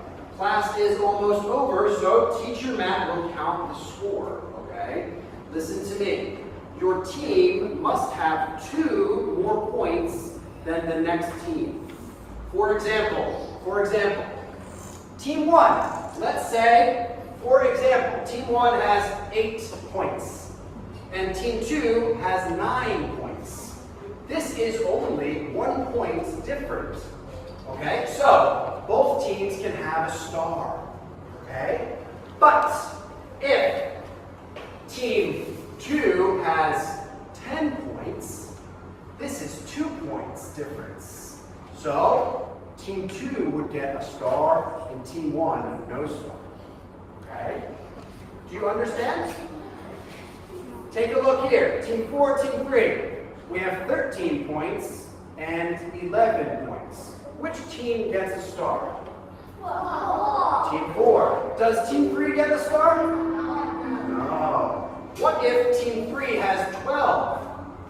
Does team 3 get a star? Good. Now both teams get a star. Okay? Alright, let's count the score. 5, 10, 15, 20, 25, 30, 35, 37, 14, 4. 37 points. 5, 10, 15, 20, 25, 30, 33. 5, 10, 15, 20, 25, 30, 35, 36. 5, 10, 15, 20, 25, 30, 35, 40, 41. Hey, team 1 gets a star. Team 1 stand up. Team 1 stand up. Good. Everyone say, good job. Say, good job. Good job. Everyone's very sad. Good job, team 1. Goodbye.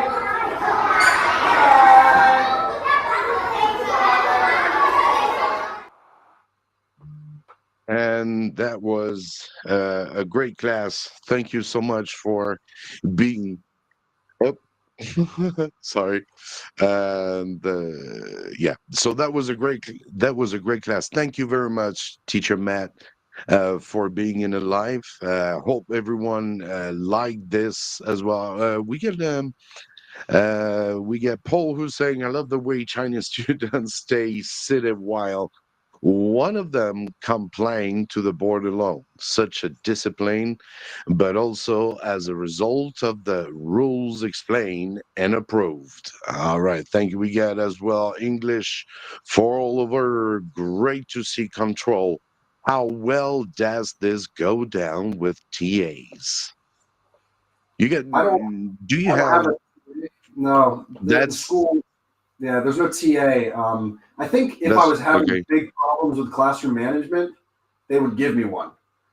You know, so there have been teachers that have had issues with classroom management, and like the principal will tell the Chinese teacher that she has to be in the class. But because I can control the class, the teacher doesn't need to waste her period being there. She can be in the office and take a break. So I would have a TA if I needed one. And when new teachers come, they ask, am I going to have a Chinese teacher in the class?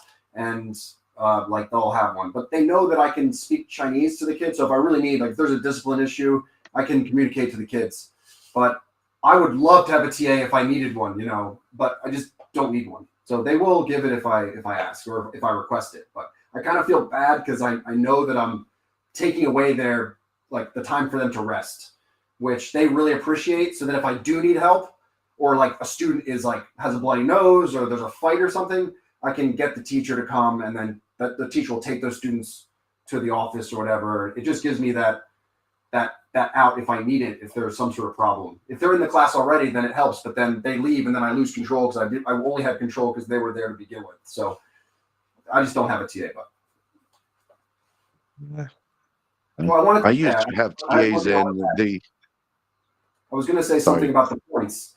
The reason that I make them that they have to win by 2 points is because when they have so many points, right? Like it's like 40 points or something. If they just lose by 1, I feel so bad because it's so close, you know? So if it's that close where it's by 1, I let them both have a star, you know? So they don't feel like they were really screwed. Because I think they do feel that way. Like you see the anger. If it's like 56 to 57, and then the 57 gets the star and the 56 who did really well, but just missed that 1 extra point, I feel bad. So that's why I do the 2-point difference in order to get the star.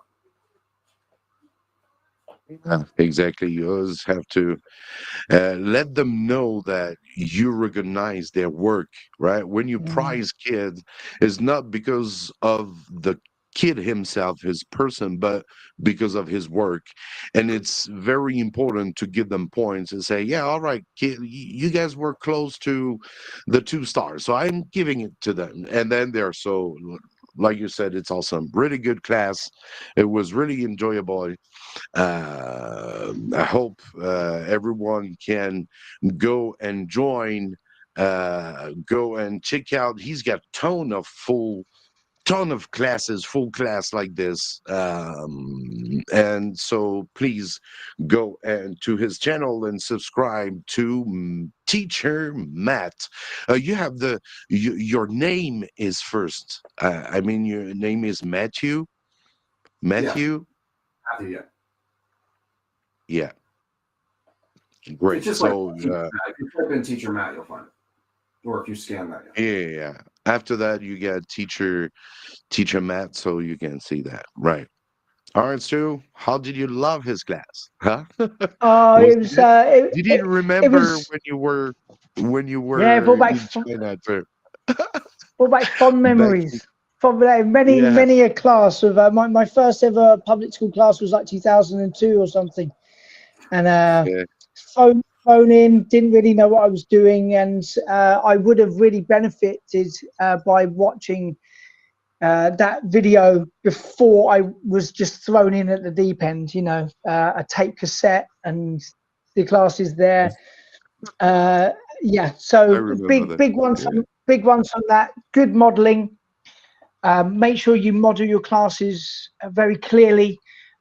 Think about, can the students see the board, no matter where you are in a big like classroom setting, you've got kids on the corner, can they see? Make sure you move around, make sure you engage with your student, get kids at the back engaged. Clear instructions, get different kids up, make sure everyone gets a good go. Think carefully about who's going to go first for your modeling, pick carefully, and you won't go far wrong. Be prepared with a good PowerPoint, and Matt, you've got some good templates there. So yeah, make sure you subscribe to Matt's channel. Thanks, you so much, Matt. Thank you so much. Do you want It's a real honor. I have to anything say. you want to add?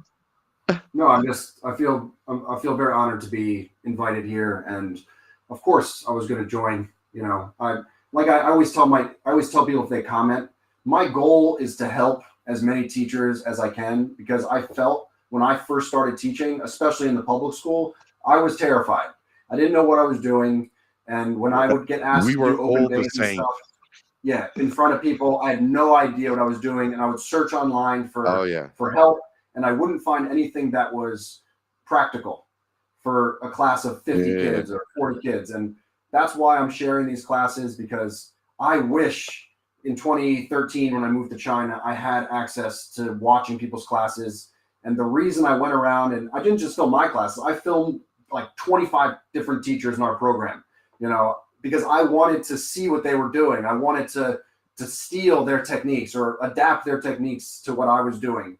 You know, what you see me doing here is a hodgepodge of a bunch of different people that I observed. Some of it I was doing naturally, you know, like the classroom management stuff, the rules and not the rules, I stole that from Teacher Val, but the point system, that's something that I kind of invented in Korea. I don't know if I invented it, but I was doing it in Korea already. From the very beginning, I was giving points because I knew very quickly that would work, and it was working very quickly.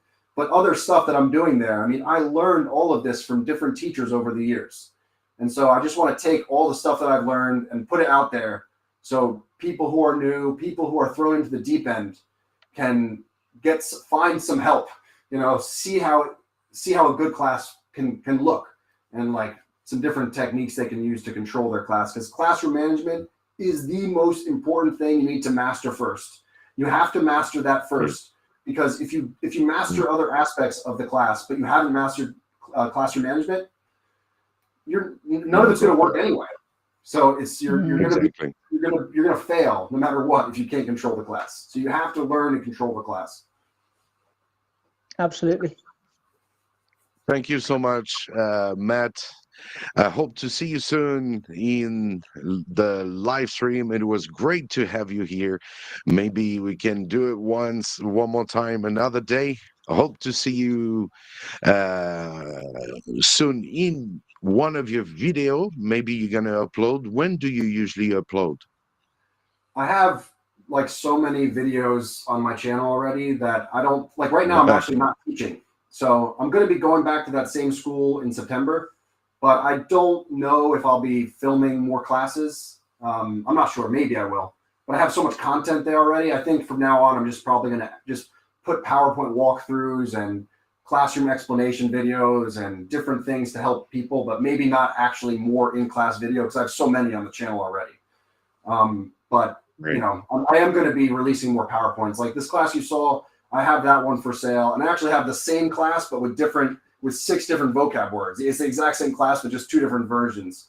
Like kind of an easier one. It has easier. I don't know if they're easier, but maybe more common. Like I don't have very well there stuff like so and fantastic or something. But I'm probably just going to be uploading more resources. That's great. So just go and check out Teacher Matt on YouTube. We're going to say goodbye to Teacher Matt. Thank you so much for coming. Hope to see you soon. Cheers. Thank you. Have a good time back there. Best wishes to your family and for this 2024. And the dragon is coming around. So have a good one. Thank you. Thank you. Goodbye. Goodbye. Bye-bye, Matt. That was awesome. That was a nice, very nice class. I think so useful. that was the first time. That was the first time we did this here on the ESL live stream, and I think many people like it. I think it's also a good way to, maybe share our experience, and also that you get to know that there are tons of awesome teachers on YouTube that are here to help you with your class. And, that's the ESL live stream spirit. It's like we're all here to help each other, and we can all learn from each other. You might have watched that video like, wow, that's a really great idea. You might have also watched it and gone, that didn't work so well.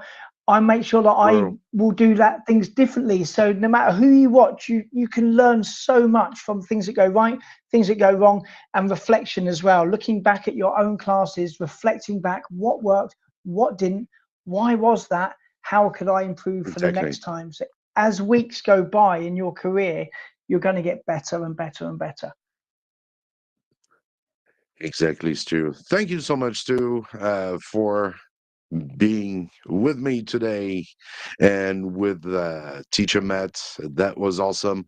Hope to see you next week in the live. We might have new guests. I hope so. It will be awesome. And so we're going to say goodbye to everyone. Thank you for coming. Thank you for following on Instagram. Go and check out Stu's channel as well, Tefl Lemon. You got to know that Stu has as well an awesome TEFL course. If you're looking to update your skills, he's got one of the best TEFL course on the market and updated, right? And actually through all what we've seen today, classroom management. Actually, what Matt said there, you need to get your classroom management right. No matter what other skills and strings you add to your bow, if you haven't got your classroom management right, you're going to struggle and everything will go wrong. So within the course, we've got classroom management.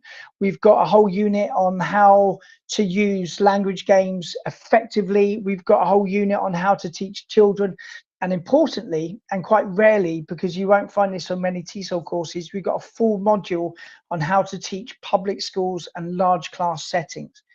So exactly what you've seen there with 45 kids, it's a different art. And there's a full module of exactly how to go about doing that as well. That's awesome. All right. So time to say goodbye. I hope to see you next week. Stu, all good? Yep, absolutely. Yeah, I'll see you next week, Mike, and see everybody that's here as well. Thank you for the people that were here, some nice familiar faces and some new faces too. So thanks for coming. Bro, that was the ESL live stream, your live stream, the teacher's live stream. If you need help, you're welcome here. That was Mike and Stu from the ESL live stream. See you guys. Bye-bye. Bye-bye.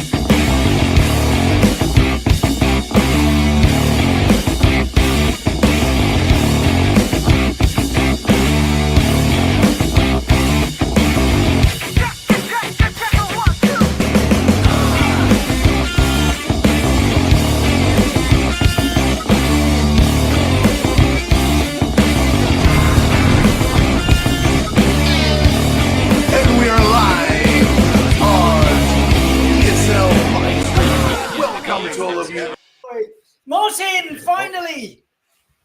Hi, Stu. Nice to see you again. For lovely to see you as well. And for everyone watching here, me and Martin, we've both been involved in English teaching for 15, 20 years. And we're literally, we discovered just a few years ago that we're pretty much from the same hometown. We're from the same county in England, very, very close. By car, 20 minutes away. It is, yeah, very, very close. Who would have guessed? How's Korea? Is it nice to get back? It's nice to get back. Lovely. Great to be back in Korea. Having not travelled for a number of years due to the COVID pandemic, and now I'm back here and settled into my job. And I've been here for next week. It would be 5 months. Right, it goes so fast, doesn't it? It really does. It does. And I've been watching the growth of your new channel, because you did ELT experiences for a long time, and now it's now Soul Foreigner. Awesome name, by the way. Awesome name. Thank you. Yeah, really good. So thanks for joining us, and sorry for the disruption. No, it's great to have you. And it's all good. We were seeing you. Yeah, we were on that slide. You see the name of that slide? You were waiting for that one, Stu. So yeah, we were talking about United Kingdom. We're gonna put it maybe a little bit like this, would be a little bit better. So yes, you guys know maybe a little bit better than me about it, but the thing is, we've been working outside of our own countries, right, for so many years. So when it comes to some people ask me sometimes, hey Mike, how's the education in France? Oh man, that's been 23 years. Just like, what? I'm not sure. Well, as a TEFL teacher, hey Mary, welcome. As a TEFL teacher in England, it's basically two halves, two sides of the coin. You've got your seasonal work, so every summer, England is rammed with, and Martin will say the same. It's rammed with students that are coming on. Kind of exchange kind of programs, or coming over for the summer to do kind of immersive programs, living with the host family. watching TV at night, having dinner with the host family, really getting that UK family feel. And in the morning, they'll go to normally quite a grand house or something, quite a posh house in quite an affluent area to learn English in the morning. And then maybe in the afternoon, they'll go walking around Cambridge, walking around Oxford, walking around Brighton, around London, and doing activities. So this is a big part of a TESOL teacher's role in the UK. And again, in the winter, would you say the same thing, Martin? Yeah, I would exactly what you said. I'd echo what you said. So definitely, the summer is the peak period for English language teachers, and that's how I got started in the UK when I returned from Korea in 2009. Gosh, and I've been teaching in a language school during the summer periods. The winter is pretty quiet. There's very few jobs around in the UK in the winter periods. But then it's all hands on deck in the summer if you're teaching at a language school in the UK. I think if you want to be a language teacher throughout the year, and there are positions, because you've got like students coming from abroad who maybe just missed getting the band that they wanted for their university. Maybe they got a 6, but they needed 6.5 in their IELTS or something. So their university would say, look, come on over. In 3 months or 4 months, we'll test you again. And if you're at 6.5 by that time, then you can begin your university course. So there's work like that. But normally, if you're working around the year, they will expect you to have something like a CELTA or even a DIP TESOL or Delta, like a level 7 qualification. Absolutely. Sorry, Mike. I get a question. It's all good. I was checking the live. It's all good. I get a question, interesting question on Instagram where they're asking. Dermarita is asking a question to Stuart. Is there a demand of Spanish teachers in UK? And what are the requirements to do it? That's a good one. Yeah, I think sure. There would be Spanish programs available for people that want to learn Spanish in the UK. There's quite a lot of Spanish people living in the UK, so perhaps those jobs are already filled. But I don't know a lot about the Spanish teaching industry in the UK, but there would be programs available, absolutely, and you could check those out. And here we go. So language schools, mostly in UK, language school, get public schools, private tutoring. You stop me if I'm wrong, guys. And then TEFL certification, CELTA preferred, and degree for a certain position, which is, a quick overview about the salary average annually is going to be £20,000 to £35,000, and with benefits vary by employer, of course, and the perks may include housing allowance and health insurance.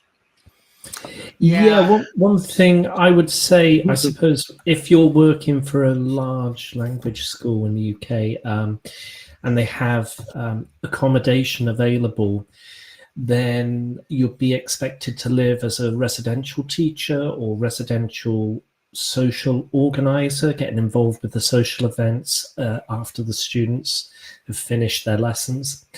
And within residential accommodation, they'll be giving you your breakfast, lunch, and dinner. But it's pretty intense when you're trying to disconnect from your work environment when you're living in that environment as well. Yeah, that's it. And also, because I saw the slide that you had in about the United States as well, but no one could hear me. And at that time. In the US and the UK, you've also got like immigrant programs as well. So you'll be helping people that are just coming to the UK or coming to America who need help to integrate. They need help to understand life and how to fill out forms and things like that. So in the US, you've got lots of, you might be teaching kind of people who speak Spanish coming into the country. And, you know, in the UK, you've got immigrant programs as well. So, you know, you might be, you know, teaching anyone from around the world and helping them to integrate into new life in the UK. Great, I'm still here. I was checking in the live as well. All right. Okay, let's go to the next slide, which is gonna be about we're gonna go to another oh yes, demand, I forgot that one. Demand and projection, stable demand with a focus on business and academic English. For 2024 projections, potential increasing demand post Brexit for business English. That's how for the overview, maybe. Yeah, All right, one thing I would mention about Okay. academic English is usually sometimes there's programs available for teachers wanting to get involved in academic English, academic writing, and that sort of thing during the summer months before these students start their undergraduate or postgraduate courses. Yeah, you've for academic writing, you might be teaching like IELTS students who it's a bit tricky with IELTS. You've got the writing test is very, very tricky. You have to write in a particular way. You have to make sense of data for task one. It might be a pie chart or a line graph or something, and you have to explain that data using particular written language. So it is a skill that needs to be taught. But yeah, Martin, you're completely right. It's kind of like in the summer, just before that big September intake. And as far as business English goes, it's always going to be a thing, you know, as globalization continues. And English is, we discussed this last week, English is the lingua franca. So you might have someone from France needing to speak to someone from Japan to do business. The French guy can't speak Japanese. The Japanese guy can't speak English, but they can both speak a bit of English. Can't speak French, but they can both speak a little bit of English. So they use that as a medium, and English will always be the medium that the business world uses. Of course, let's see South America now with one of the best countries. Number one would be Brazil. Let's see what Brazil has to. Well, it you know, other website would say Argentina. You know, it's all they're all very close. So how about the school language schools, international schools, private tutoring, and their requirements are usually bachelor degrees with TESOL certification and previous teaching experience. And Actually, then, Mike. yeah. Sorry, there's someone in the chat called Caro, Carolina. Hey, Caro. She was a teacher in Xi'an for years and years. You might know her, Mike. She went back to Argentina just before COVID and got kind of locked out, and she's been there for the last few years. So if you're still there, Caro, just type into the comment section what it's like in Argentina. What is the TEFL industry like there? Are there many jobs? Do they pay okay? And etc. And Eduardo, you too. Eduardo, yeah, from Brazil. Welcome. Brazil. Yeah, that's a place I'd like to go, man. Average salary is $800 to $2,500. I'd like to say hello to my dear colleagues from Brazil. They're really nice, very nice teachers. Hello, guys. So we stop there. All right, Mike, go on. Housing allowance, flight reimbursement, and health insurance. That's pretty much what you can find, all those different perks you can find all around the world. Growing demand, the actual situation, especially in business English and in major cities. So it's for 24th is going to be for Brazil is going to be a continued growth, and particularly in corporate sectors. Yeah, with sorry, Martin. With Brazil, they're part of BRICS. Was it Brazil, Russia, Yeah. India, China, and South Africa? So they have like a business. What's the name for it? A block, basically, essentially a business block. So they are going to be increasingly doing English business with these other countries, and again, English is going to be the lingua franca. Yeah, I would agree. Yeah. Business, English, possibly opportunities, of course, like anywhere else, with teaching young learners and kids. That's for sure. Absolutely. Here we go, Africa. So one of the best countries of best country is into. You don't get me wrong when I say best country is to bring good offers to teachers, and we're gonna go with South Africa. You have in the three best countries in Africa. You also have Egypt and Morocco, but I just did for South Africa because tell you what, all these slides, it was crazy. And yeah, so schools and their requirements: language school, private school, volunteer teaching, which is very interesting, volunteer teaching, and TEFL certification degree is often preferred for South Africa. Let's see, the salary average is $1,000 to $3,000 per month, and you get all the different perks that vary: accommodation allowance, flight reimbursement, health insurance, and pet vacation for South Africa. Yeah, I'm just looking at the comment from Hannah. Hannah was actually one of my former trainees on the higher certificate in TESOL course, so we chat off and on quite a lot actually. So hello, Hannah. Yeah, we have BRICS, but South Africans are net. I'm not sure if I know what that means. So we only need volunteers. Okay, that's quite interesting. So as a TEFL teacher in South Africa, really just voluntary roles. Mm-hmm. I suppose when it comes down to voluntary roles, if you're a teacher or you're an aspiring teacher and you have very little or no experience, then the best way or route into teaching is by volunteering and shadowing other teachers. Here we go to Oceania. Let's see. Here, there, the best country is going to be, of course, interesting offers in Australia. You have in second place as well, you get New Zealand, and third place, Fiji. So language schools, public schools, vocational colleges, vocational colleges, right? Private tutoring, international school, that's interesting. Vocational, we're going to talk about this later with the Chinese market, Chinese education, trying to modernize. We'll see that later a little bit on. Stay tuned, guys. TEFL certification degree in native speaker level English. And yeah, here I've just got a friend, Mike.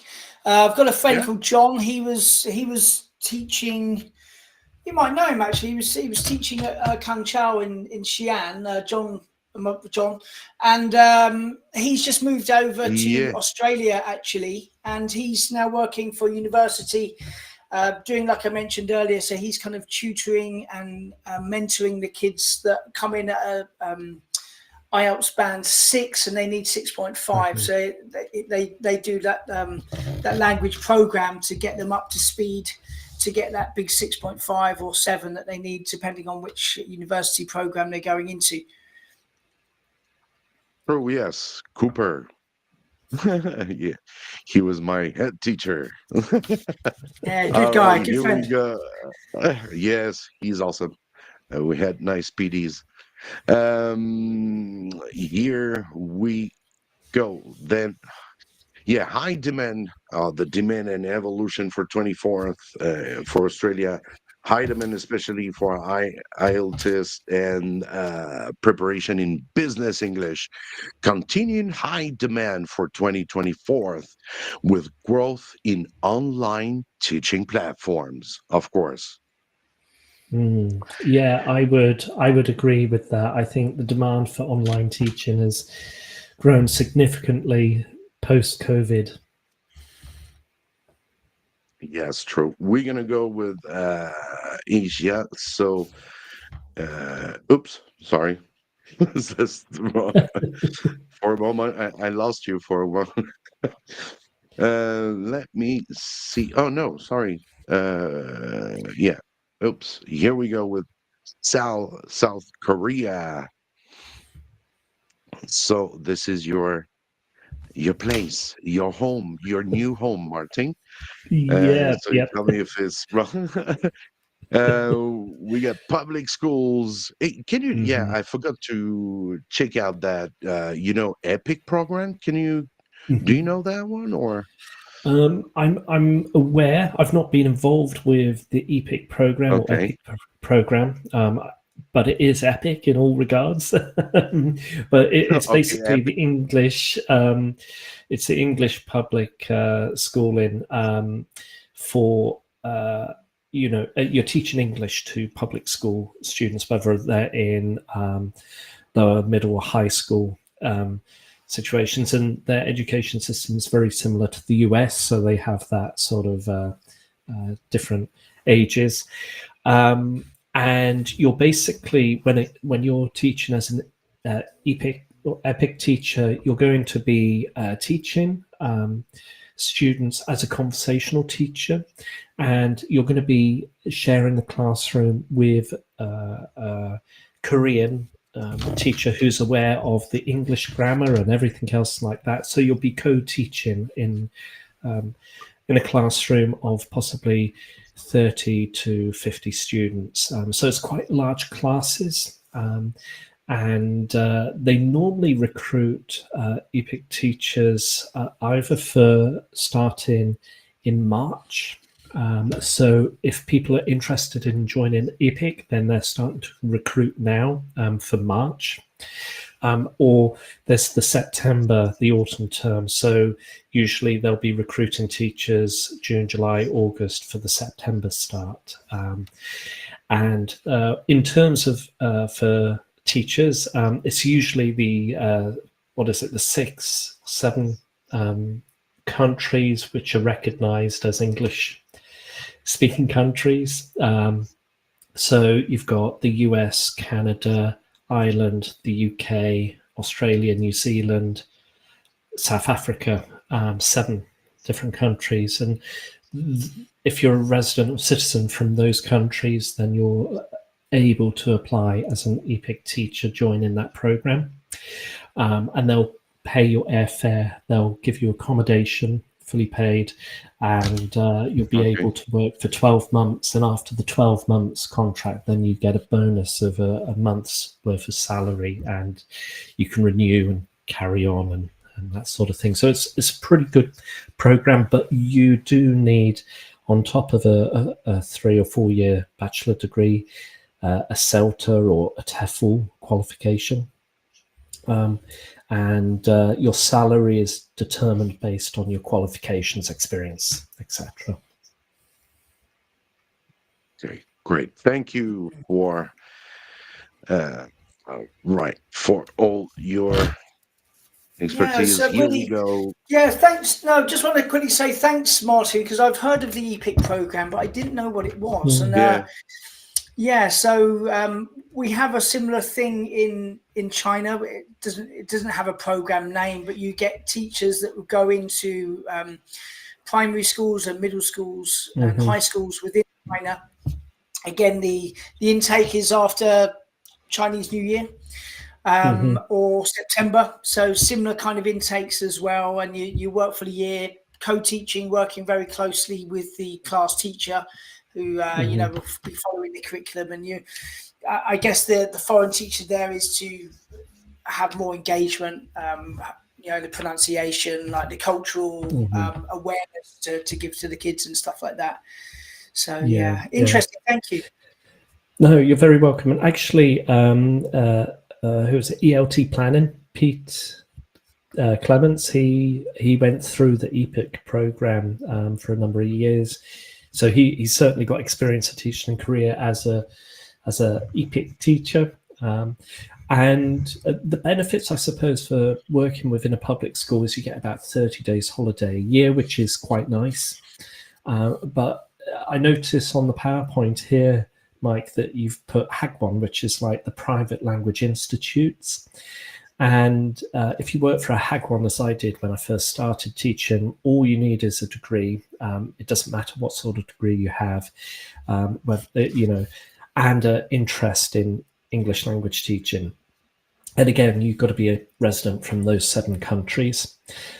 And you only get, I think, about 11 days holiday a year. So it's quite intense, and you'll be teaching students for 50 minutes and then have a 10-minute break, 50 minutes, 10-minute break. And you'll be teaching like 6 or 7 classes a day, Monday to Friday. So it's quite stressful, quite intense. And, you know, I went through that for the first 14 months with about 10 days holiday back then, 2 weeks holiday a year. But if you've got CELTA, if you're an experienced English teacher and you want to get into Korea, then the EPIC program is definitely well worthwhile. Great. Thank you very much for this. That's very things we didn't know for sure. And yeah, very interesting. Yeah. Bachelor degree, of course, TEFL certification in clean criminal background. I think it's usually it's pretty applicable around the world, isn't it?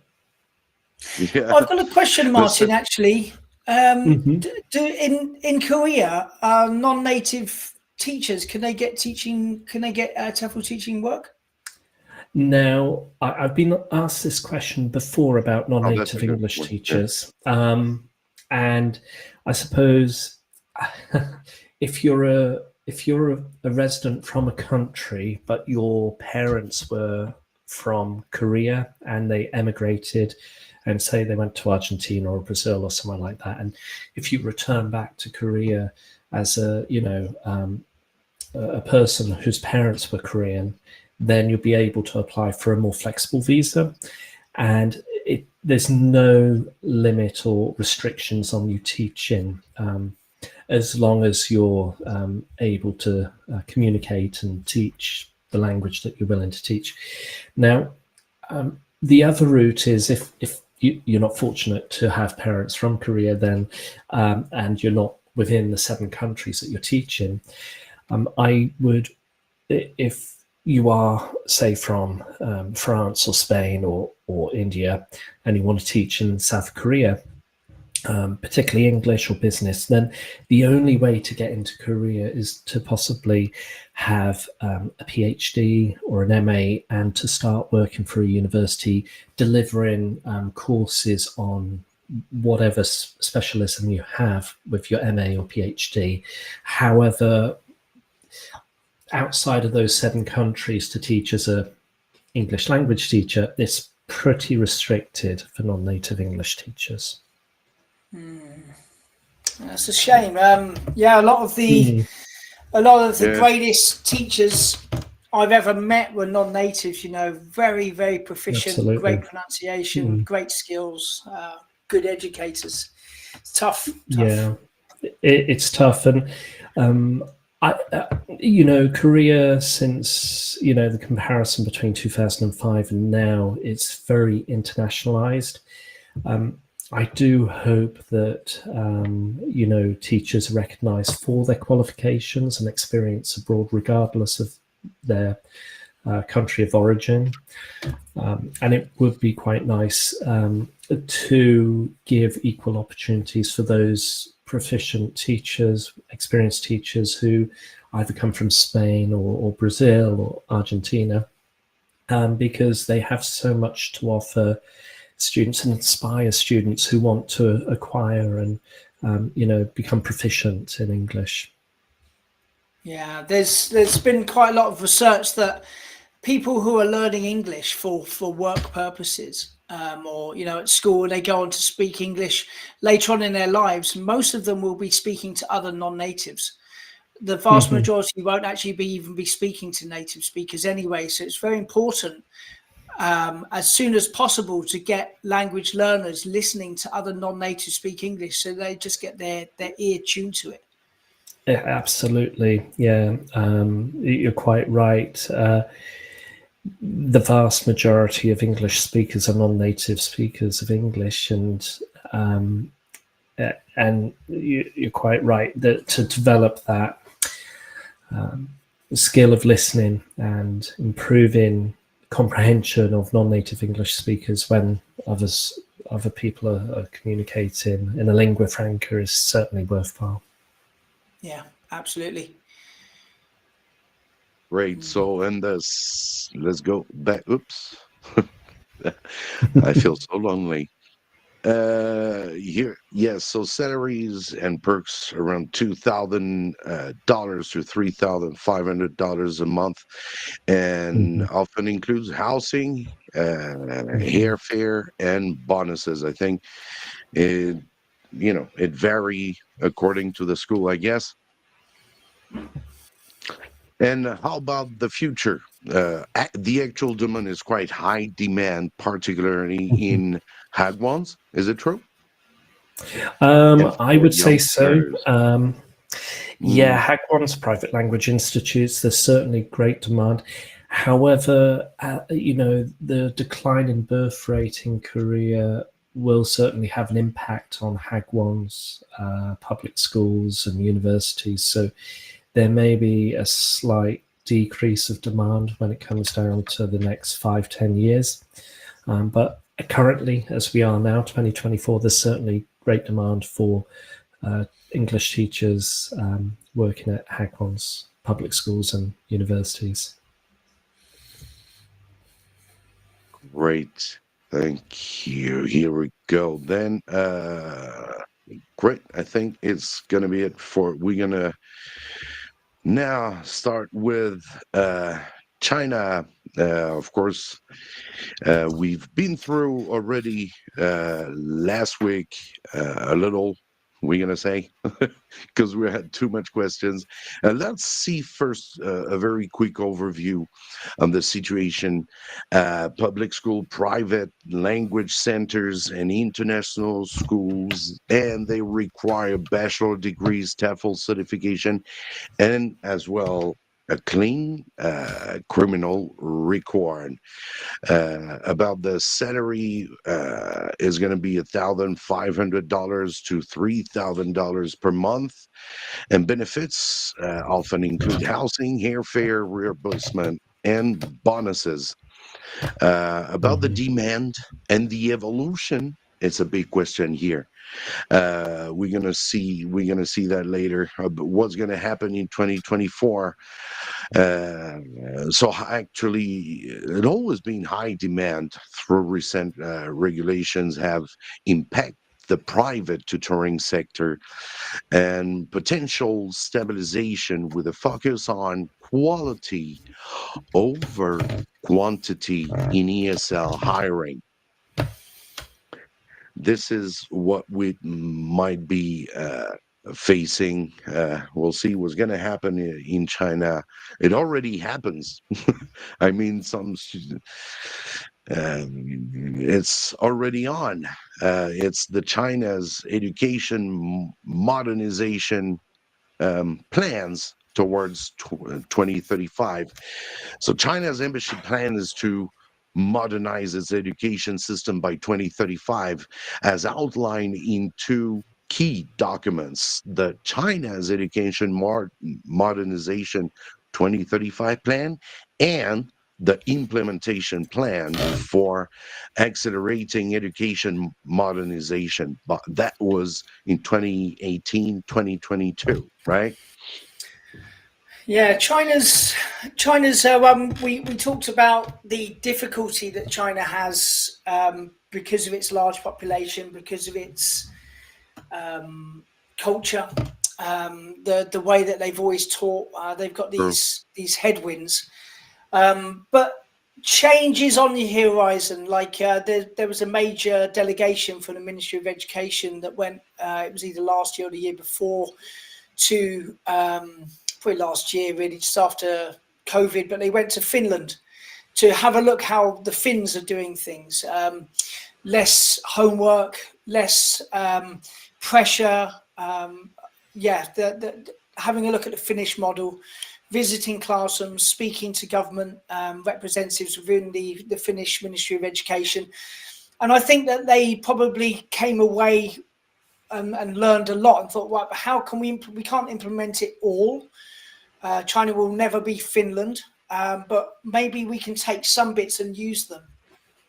So, and also that there's, I was speaking to a recent graduate who's a teacher, and what China are doing, they're doing this in Shanxi province. I don't know if they're doing it in other provinces, but what they're doing is paying for the university courses, either a subsidy or the whole thing. But the students will sign an agreement to say, at the end of my studies, once I graduate to become a teacher, I'm going to return to my hometown, particularly in rural areas, because you get a lot of brain drain. You get good teachers, or the best teachers. They want a better standard of living, want higher salary, so they'll leave their rural place in China and they'll head east, head to Zhejiang, head to Shanghai, wherever.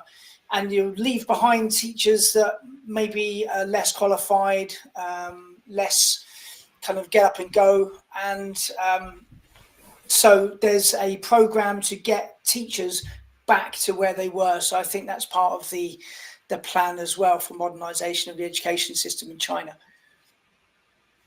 Yes, let's go back. Yeah, there's Chinese education. The plans so that should be one to establish a modern education system. Like you said, they went to other countries to check out other countries' system, ensure universal access to high quality preschool education, provide balanced and high quality compulsory education, maximize attendance in senior high school. We got 8 points. We got the next 8 are gonna come. So the significantly improve vocational education. That's very important.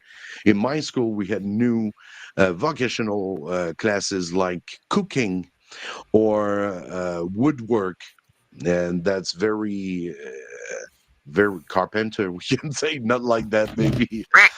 But yeah, develop a more competitive higher education system, provide adequate education for disabled children, which is very important as well. We didn't have this in Xi'an, especially, those policies happens more into the west part of China, because Beijing, Shanghai, they already have a strong roots, but in Xi'an it's still developing. If I'm not wrong with that, if I say something wrong, it's not a statement. It's what I think it is, right? And what we can see in China. I had a lot of parents in my classroom, a lot of kids in my classroom with a very a little disorder, and the parents were telling me there's no school for my kid. So that's very important that they, of course, work on it. Create a new education management system involving social participation. Yes, so it's the 8 points of this plan, and the plan outlines several tasks to achieve these goals, including improving teachers' quality education infrastructure, reducing what is that? Disparities. Disparities, promoting lifelong learning, and modernizing all education sectors, especially preschool and vocational education and training. Yeah, Is the it? vocational training. Sorry, Martin, go ahead. Yeah, I can see that China's attempting to evolve or develop where they focus more on vocational educational training. Is it because there's been greater emphasis over the years that success is portrayed as maybe becoming a manager in a business or joining a big corporation like Huawei or that sort of thing? And there's a lack of vocational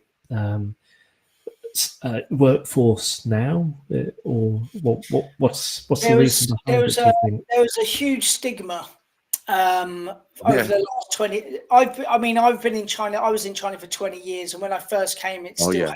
had this stigma. So you're probably talking It's for still a there. very long time. If a kid got a good Gaokao score, they would go to university. If they got a bad Gaokao score, they would go to vocational school. That was pretty much it. So if you're a good student, you went to university, you could study, become a doctor, go into business, whatever. If you got a bad Gaokao score, you went to a vocational school where you learn farming, you learn painting, decorating, you could you learn to cut people's hair, whatever. What's happened is that mindset has stuck, and everybody who's got an okay to good Gaokao score has gone to university. However, you've got record numbers of graduates. They're all leaving after 4 years with this swanky degree, and there's no jobs. So you've got True. millions of kids or young people very worried about their future, still living at home with mum and dad. They've got no job. They're really, really worried. There's an expectation if they want to get married that they need to buy a house and a car, which they just can't afford. Yeah. Huge, huge societal problems. So I think the government are now pushing, hey, vocational school is okay. It's not as bad as you think. And lots of people who have gone the vocational route now have jobs, and now they're earning a good salary. And those that didn't go the vocational route don't have a job. So there's this change in focus now. Okay. Exactly. Yeah. There's a lot of problem. Chinese tradition, the face is also very important. Losing face. So no, but whatever with its vocational, it's not it's not losing face. We need all the labor force for a country need everyone. And the piece of the puzzle is all the pieces are very important. So implementation plan for accelerating education modernization in 2018-20, I'm gonna say is still on until 22. But that's how it is, how it was in the report I found.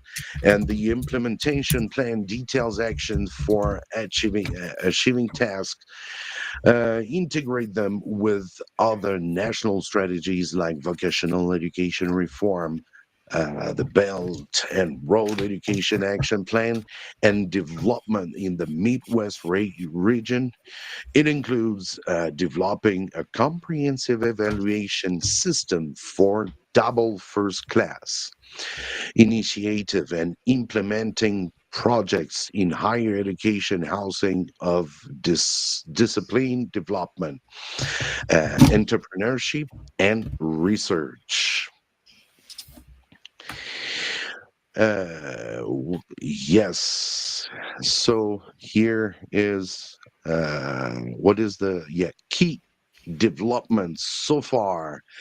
Online education is quite a rapid growth with over 854 million internet users and 232 million online education users as of June 2019. Imagine today. The COVID-19 pandemic accelerated the shift to online education with extensive use an online platform for schools and university education. Yes, we had we I had would the agree. flu back in Xi'an.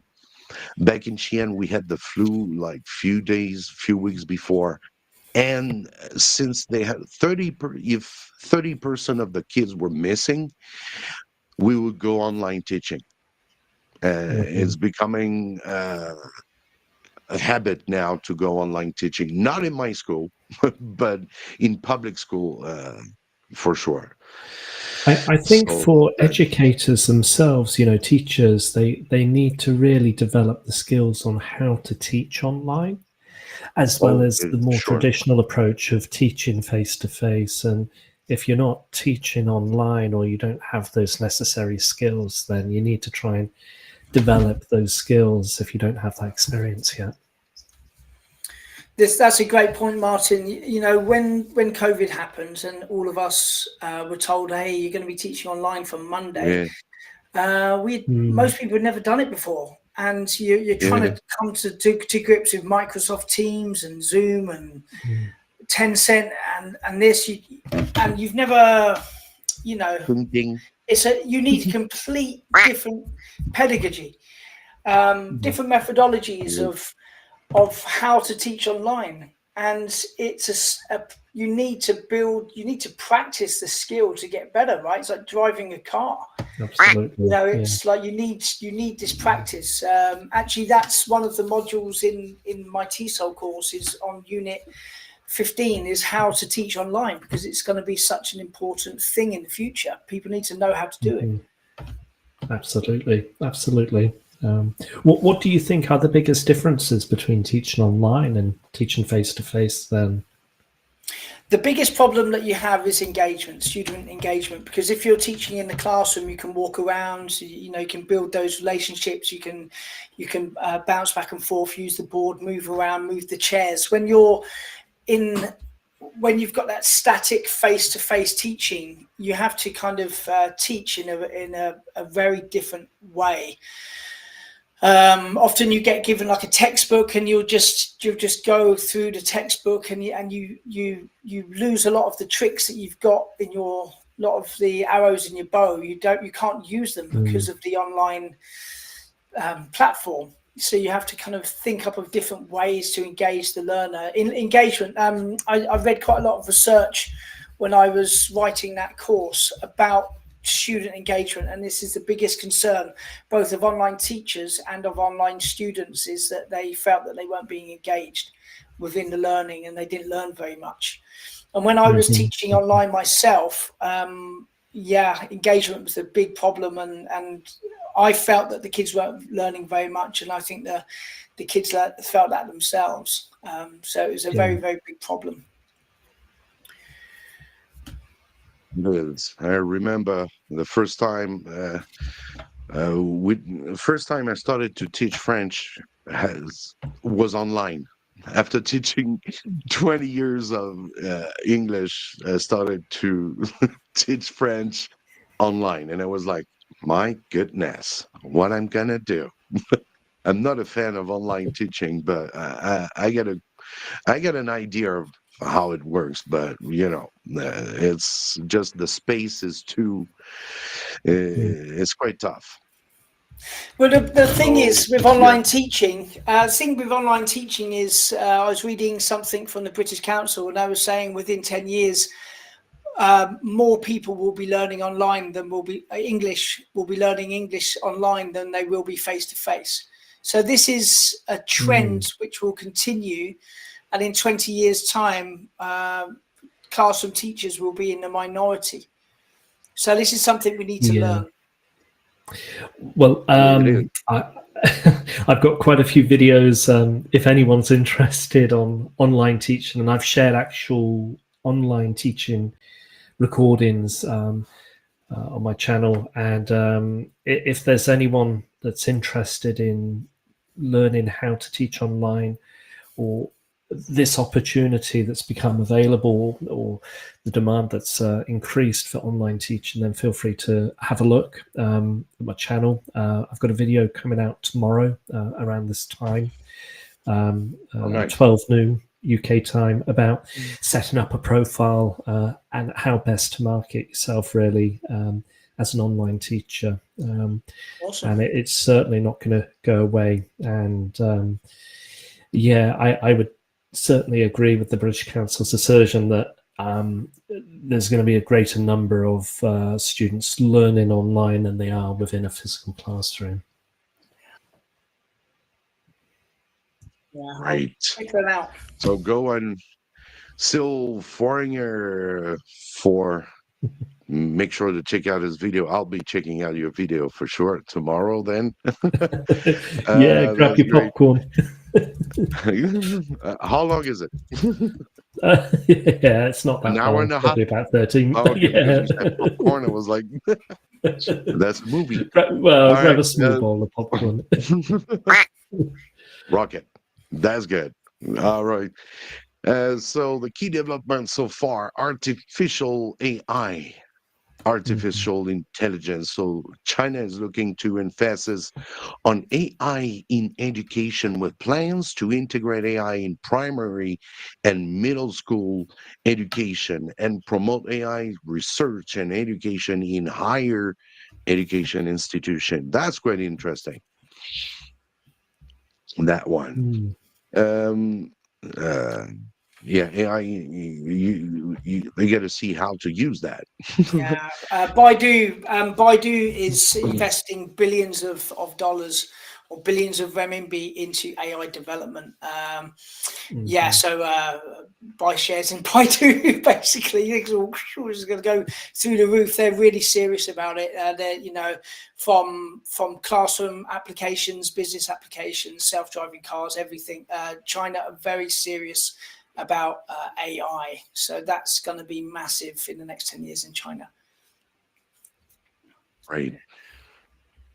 Let's check out as well, like what we said earlier, vocational education and training, implementation of comprehensive reforms in VET, including the double high initiative and the, what is that?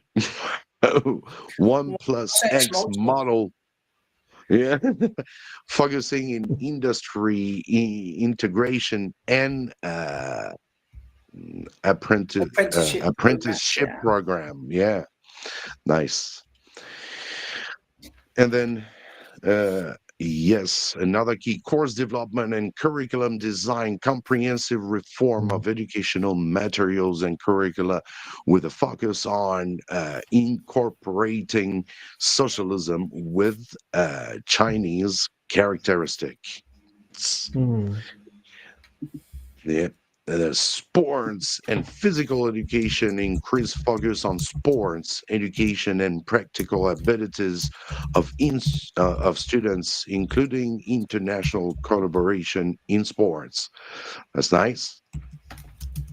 Had a lot of issues before with students not doing enough sports. I remember that. Further internationalization, increased funding and for study abroad programs, and goal to host 5,000 international students by 2020. I tried to find about 2023, but I couldn't. It's really difficult to find informations online on internet. So here is, following the release of these plans, many provincial governments, it's important to notice that they have released their own directives of action plans, and it is expected that more policies and guidelines will be published in the future to support the goal and strategy of the plans. It looks like in China, there's different provinces that have different regulations, so it's really not uniform. It's really, a little bit of difficult to.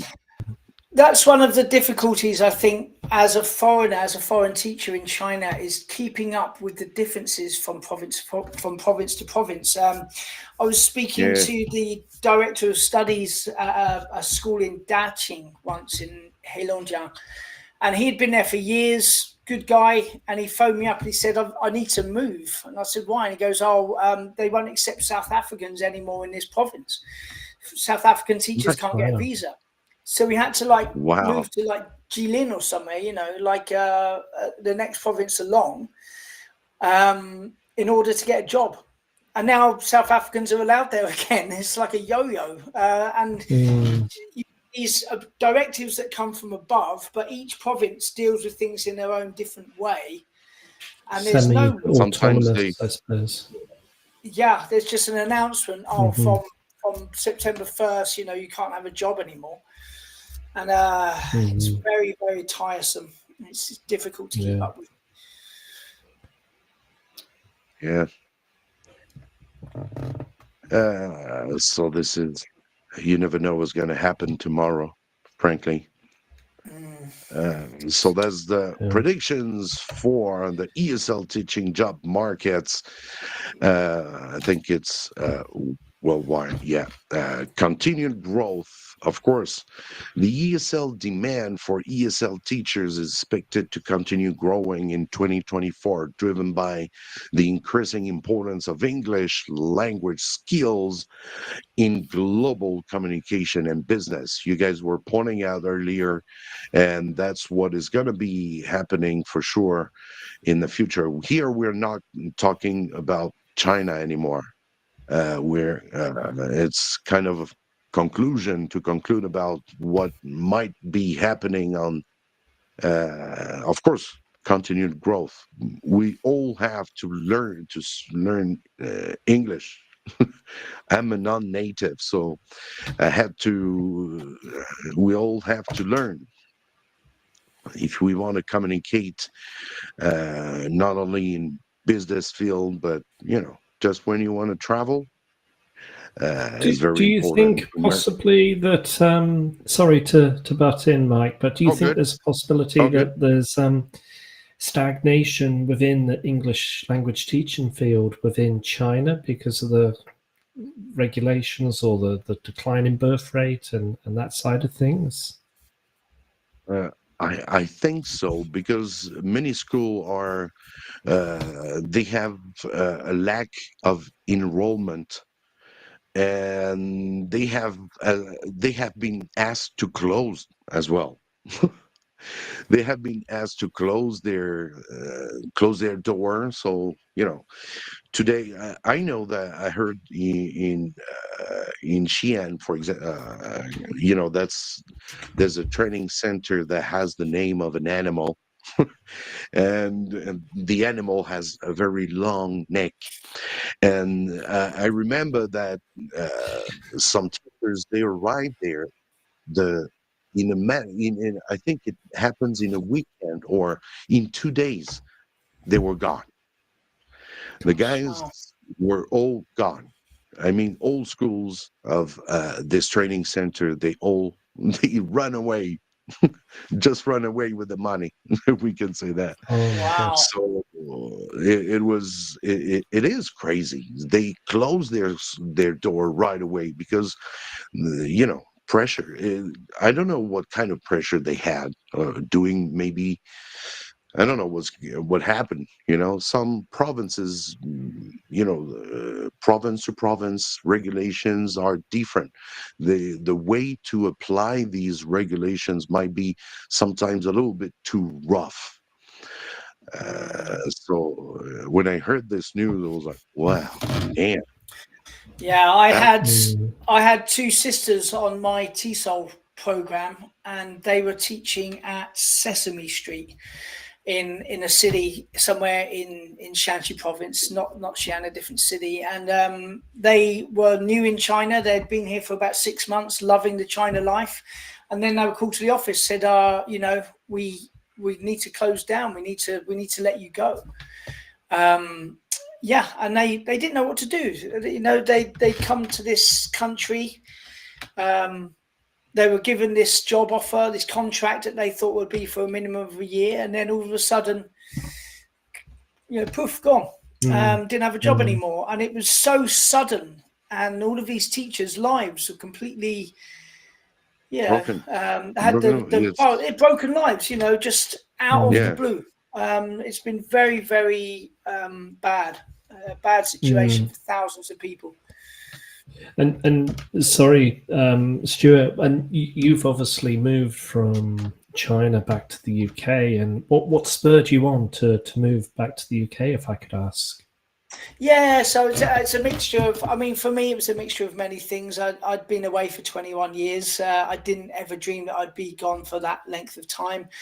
My parents are getting older. I missed home. COVID was very tough. Being locked in at Christmas, the difficulty with language, reading things, getting by, healthcare. It was tough. I needed a break, so I headed back for a little while. Yeah, very difficult time.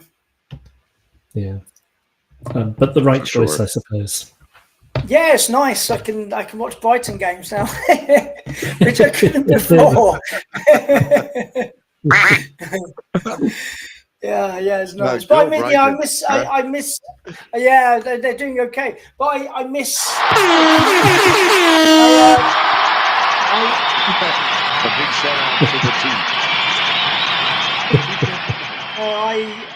I do miss China. It was a big part of my life, But if you spend 2 decades in any country and you take up some of that language and way of life and thought processes, right? So yeah, I miss it every day, Yeah, sure. Yes, so here we go.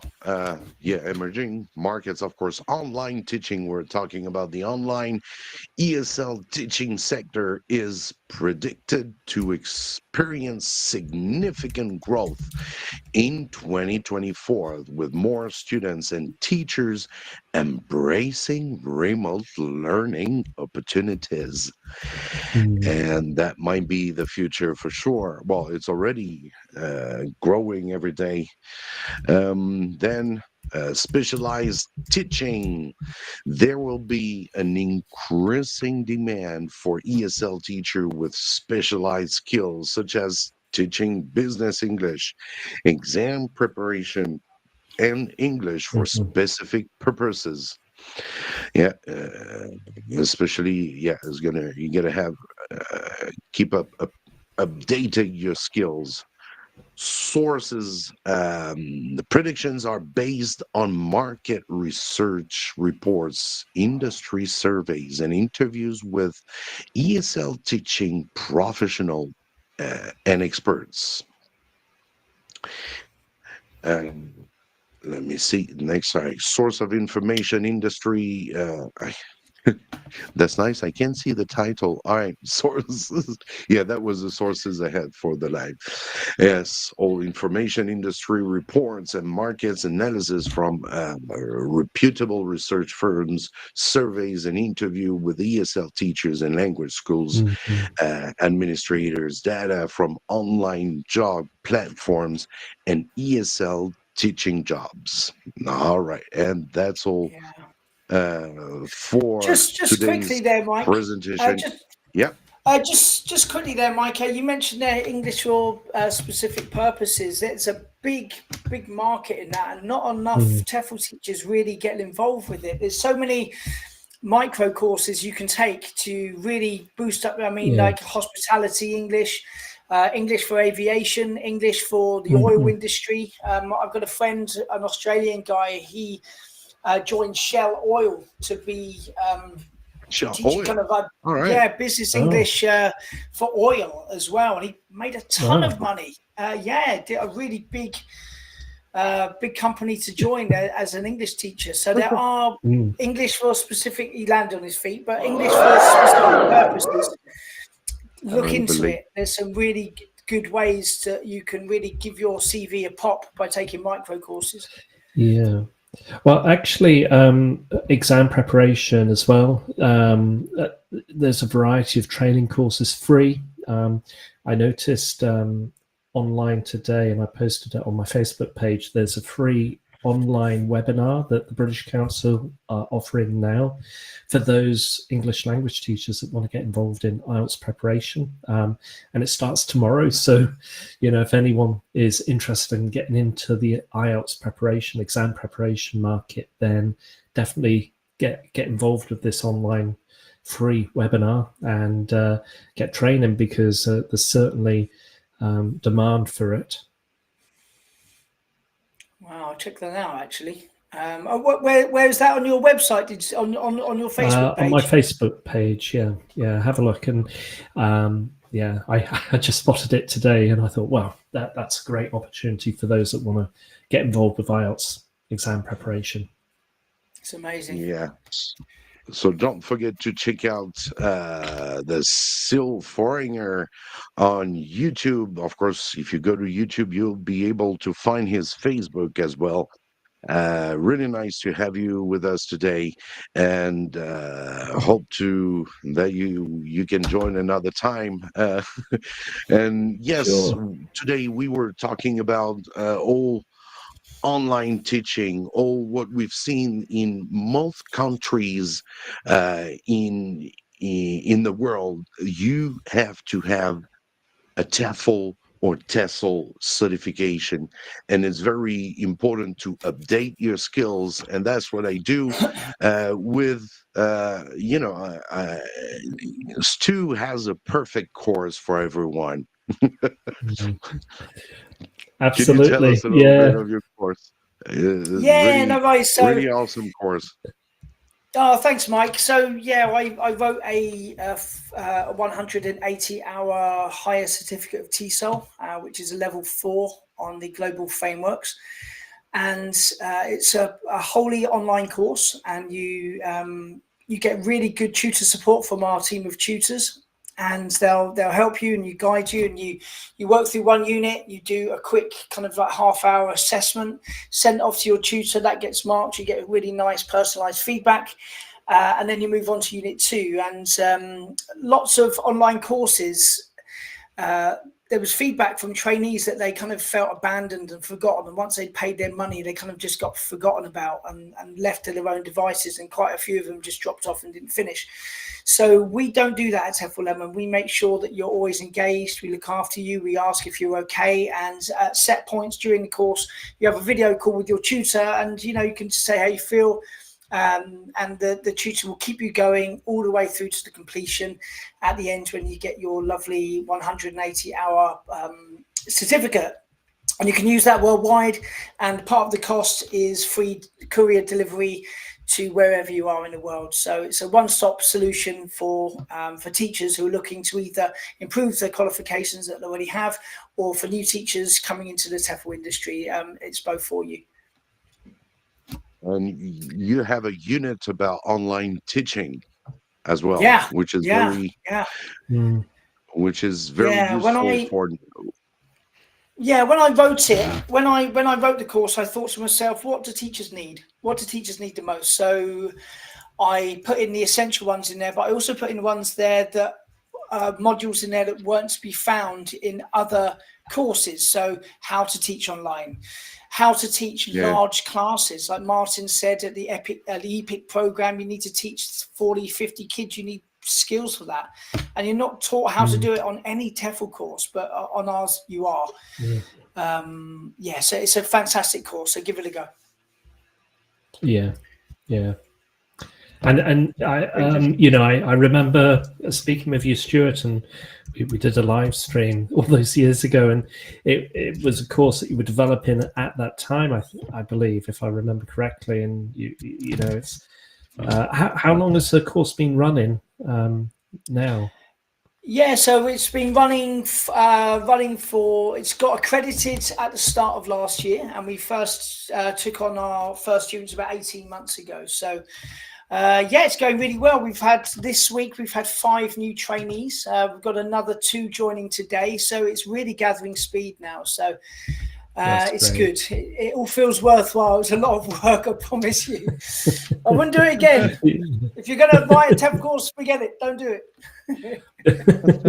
But if anyone wants to start getting involved in online teaching, then have a look at Stuart's TEFL course. It certainly will help you when it comes down to online teaching. Yeah, thanks. Exactly. Thank you And if you scan the QR code right here, you can go right to a 30% off of the course, and you got to use the code, if I'm not wrong, Stuart, right? Mike's Home ESL is still on, I guess. Yes, no, that's right? it. So you use the link. Use the link. Yep, still going. If you put in Mike's Home ESL, you check out it. You see 30% of the cost of the course vanish immediately. So use the code Mike's Home ESL. Awesome. And thank you very much, Martine, for being here today. That was awesome. You're to have very you welcome. to have you with us. Well, Wish you all the it was best in great to Korea. join. Thank you very much, and all the best as well in China and the UK. Thank you so much. Thank you, Martin. Don't forget Thank to you very much. All right. Don't forget to follow him on YouTube. The Seal Foreigner can see your video tomorrow night, right? What time is it gonna be? Seal It's going to be time. 12 p.m. UK time, so it's going to be 9 p.m. Seoul time. Right. Okay. Thank you so much, Martin. Wish you all the best. Cheers. See you soon. All Maybe right. in another life. Cheers, man. Yeah. Bye-bye. Take care. Ciao. Cheers. Ciao. How's too? Thank you so much as well for was a difficult start. You never know what happens. Yeah, with sorry lives. about that. It's like it's That's- never happened before. It did happen about 6 months ago, didn't it? But crazy. I had to resort to the last resort to restart the laptop, and it worked. You never. It's always like this. Me too. You know, I was freaking out as well today a little bit, but that was awesome. Thank you so much for being in a live again today. Wish you all the best. Hope to see you next week. Maybe we'll be talking about there's always this big deal with natives and non-native speakers. That might be a nice topic. You guys, viewers, you tell us what you want to see, what topic you want us to talk about, and we'll be happy to go through with you.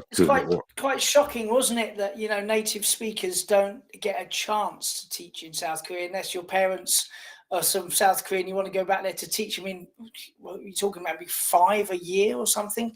I mean, who's going to be in that kind of category, right? So literally no chance if you want to go to Korea, which is very, very sad and unfair, I think. But yeah, that's a great topic, Mike. But yeah, like you say, it's a follower-driven. Let us know what you want us to talk about, and we'll cover it. Thank you, Stu, for being here again today. That was awesome. See you next week. Take a good care. Have a good time with family. I'll see you next Sunday. Brilliant. Yeah, see you guys. Thanks a lot, Mike. Take care. Bye. Cheers. Bye. Thank you guys for being here tonight. Hope it has been useful for you. If you have more questions on the subject, just feel free to leave your comments into the section wherever on Instagram. You can message me. I'll usually answer ESL live stream. Hope you like it today. It was the first time that we had that vertical live. Wasn't easy. There are always technical issues, and we were live 1 hour and 34 minutes. Thank you, David Yuseline. Thank you on Instagram. I can see your message. It's on Restream. You cannot put the message into the screen. I could have, but today Restream is not working. I cannot show the message. That's a pity. A lot of people have been talking, have been trying to send message, trying to answer. Yes, let's watch. It's too late. It's the end. Thank you so much for being here today. That was the ESL live stream. Hope to see you next week, 9 p.m. Sunday night, every Sunday night, 9 p.m. Beijing time. Have good fun. Happy teaching to all. Thank you. Cheers. Bye-bye.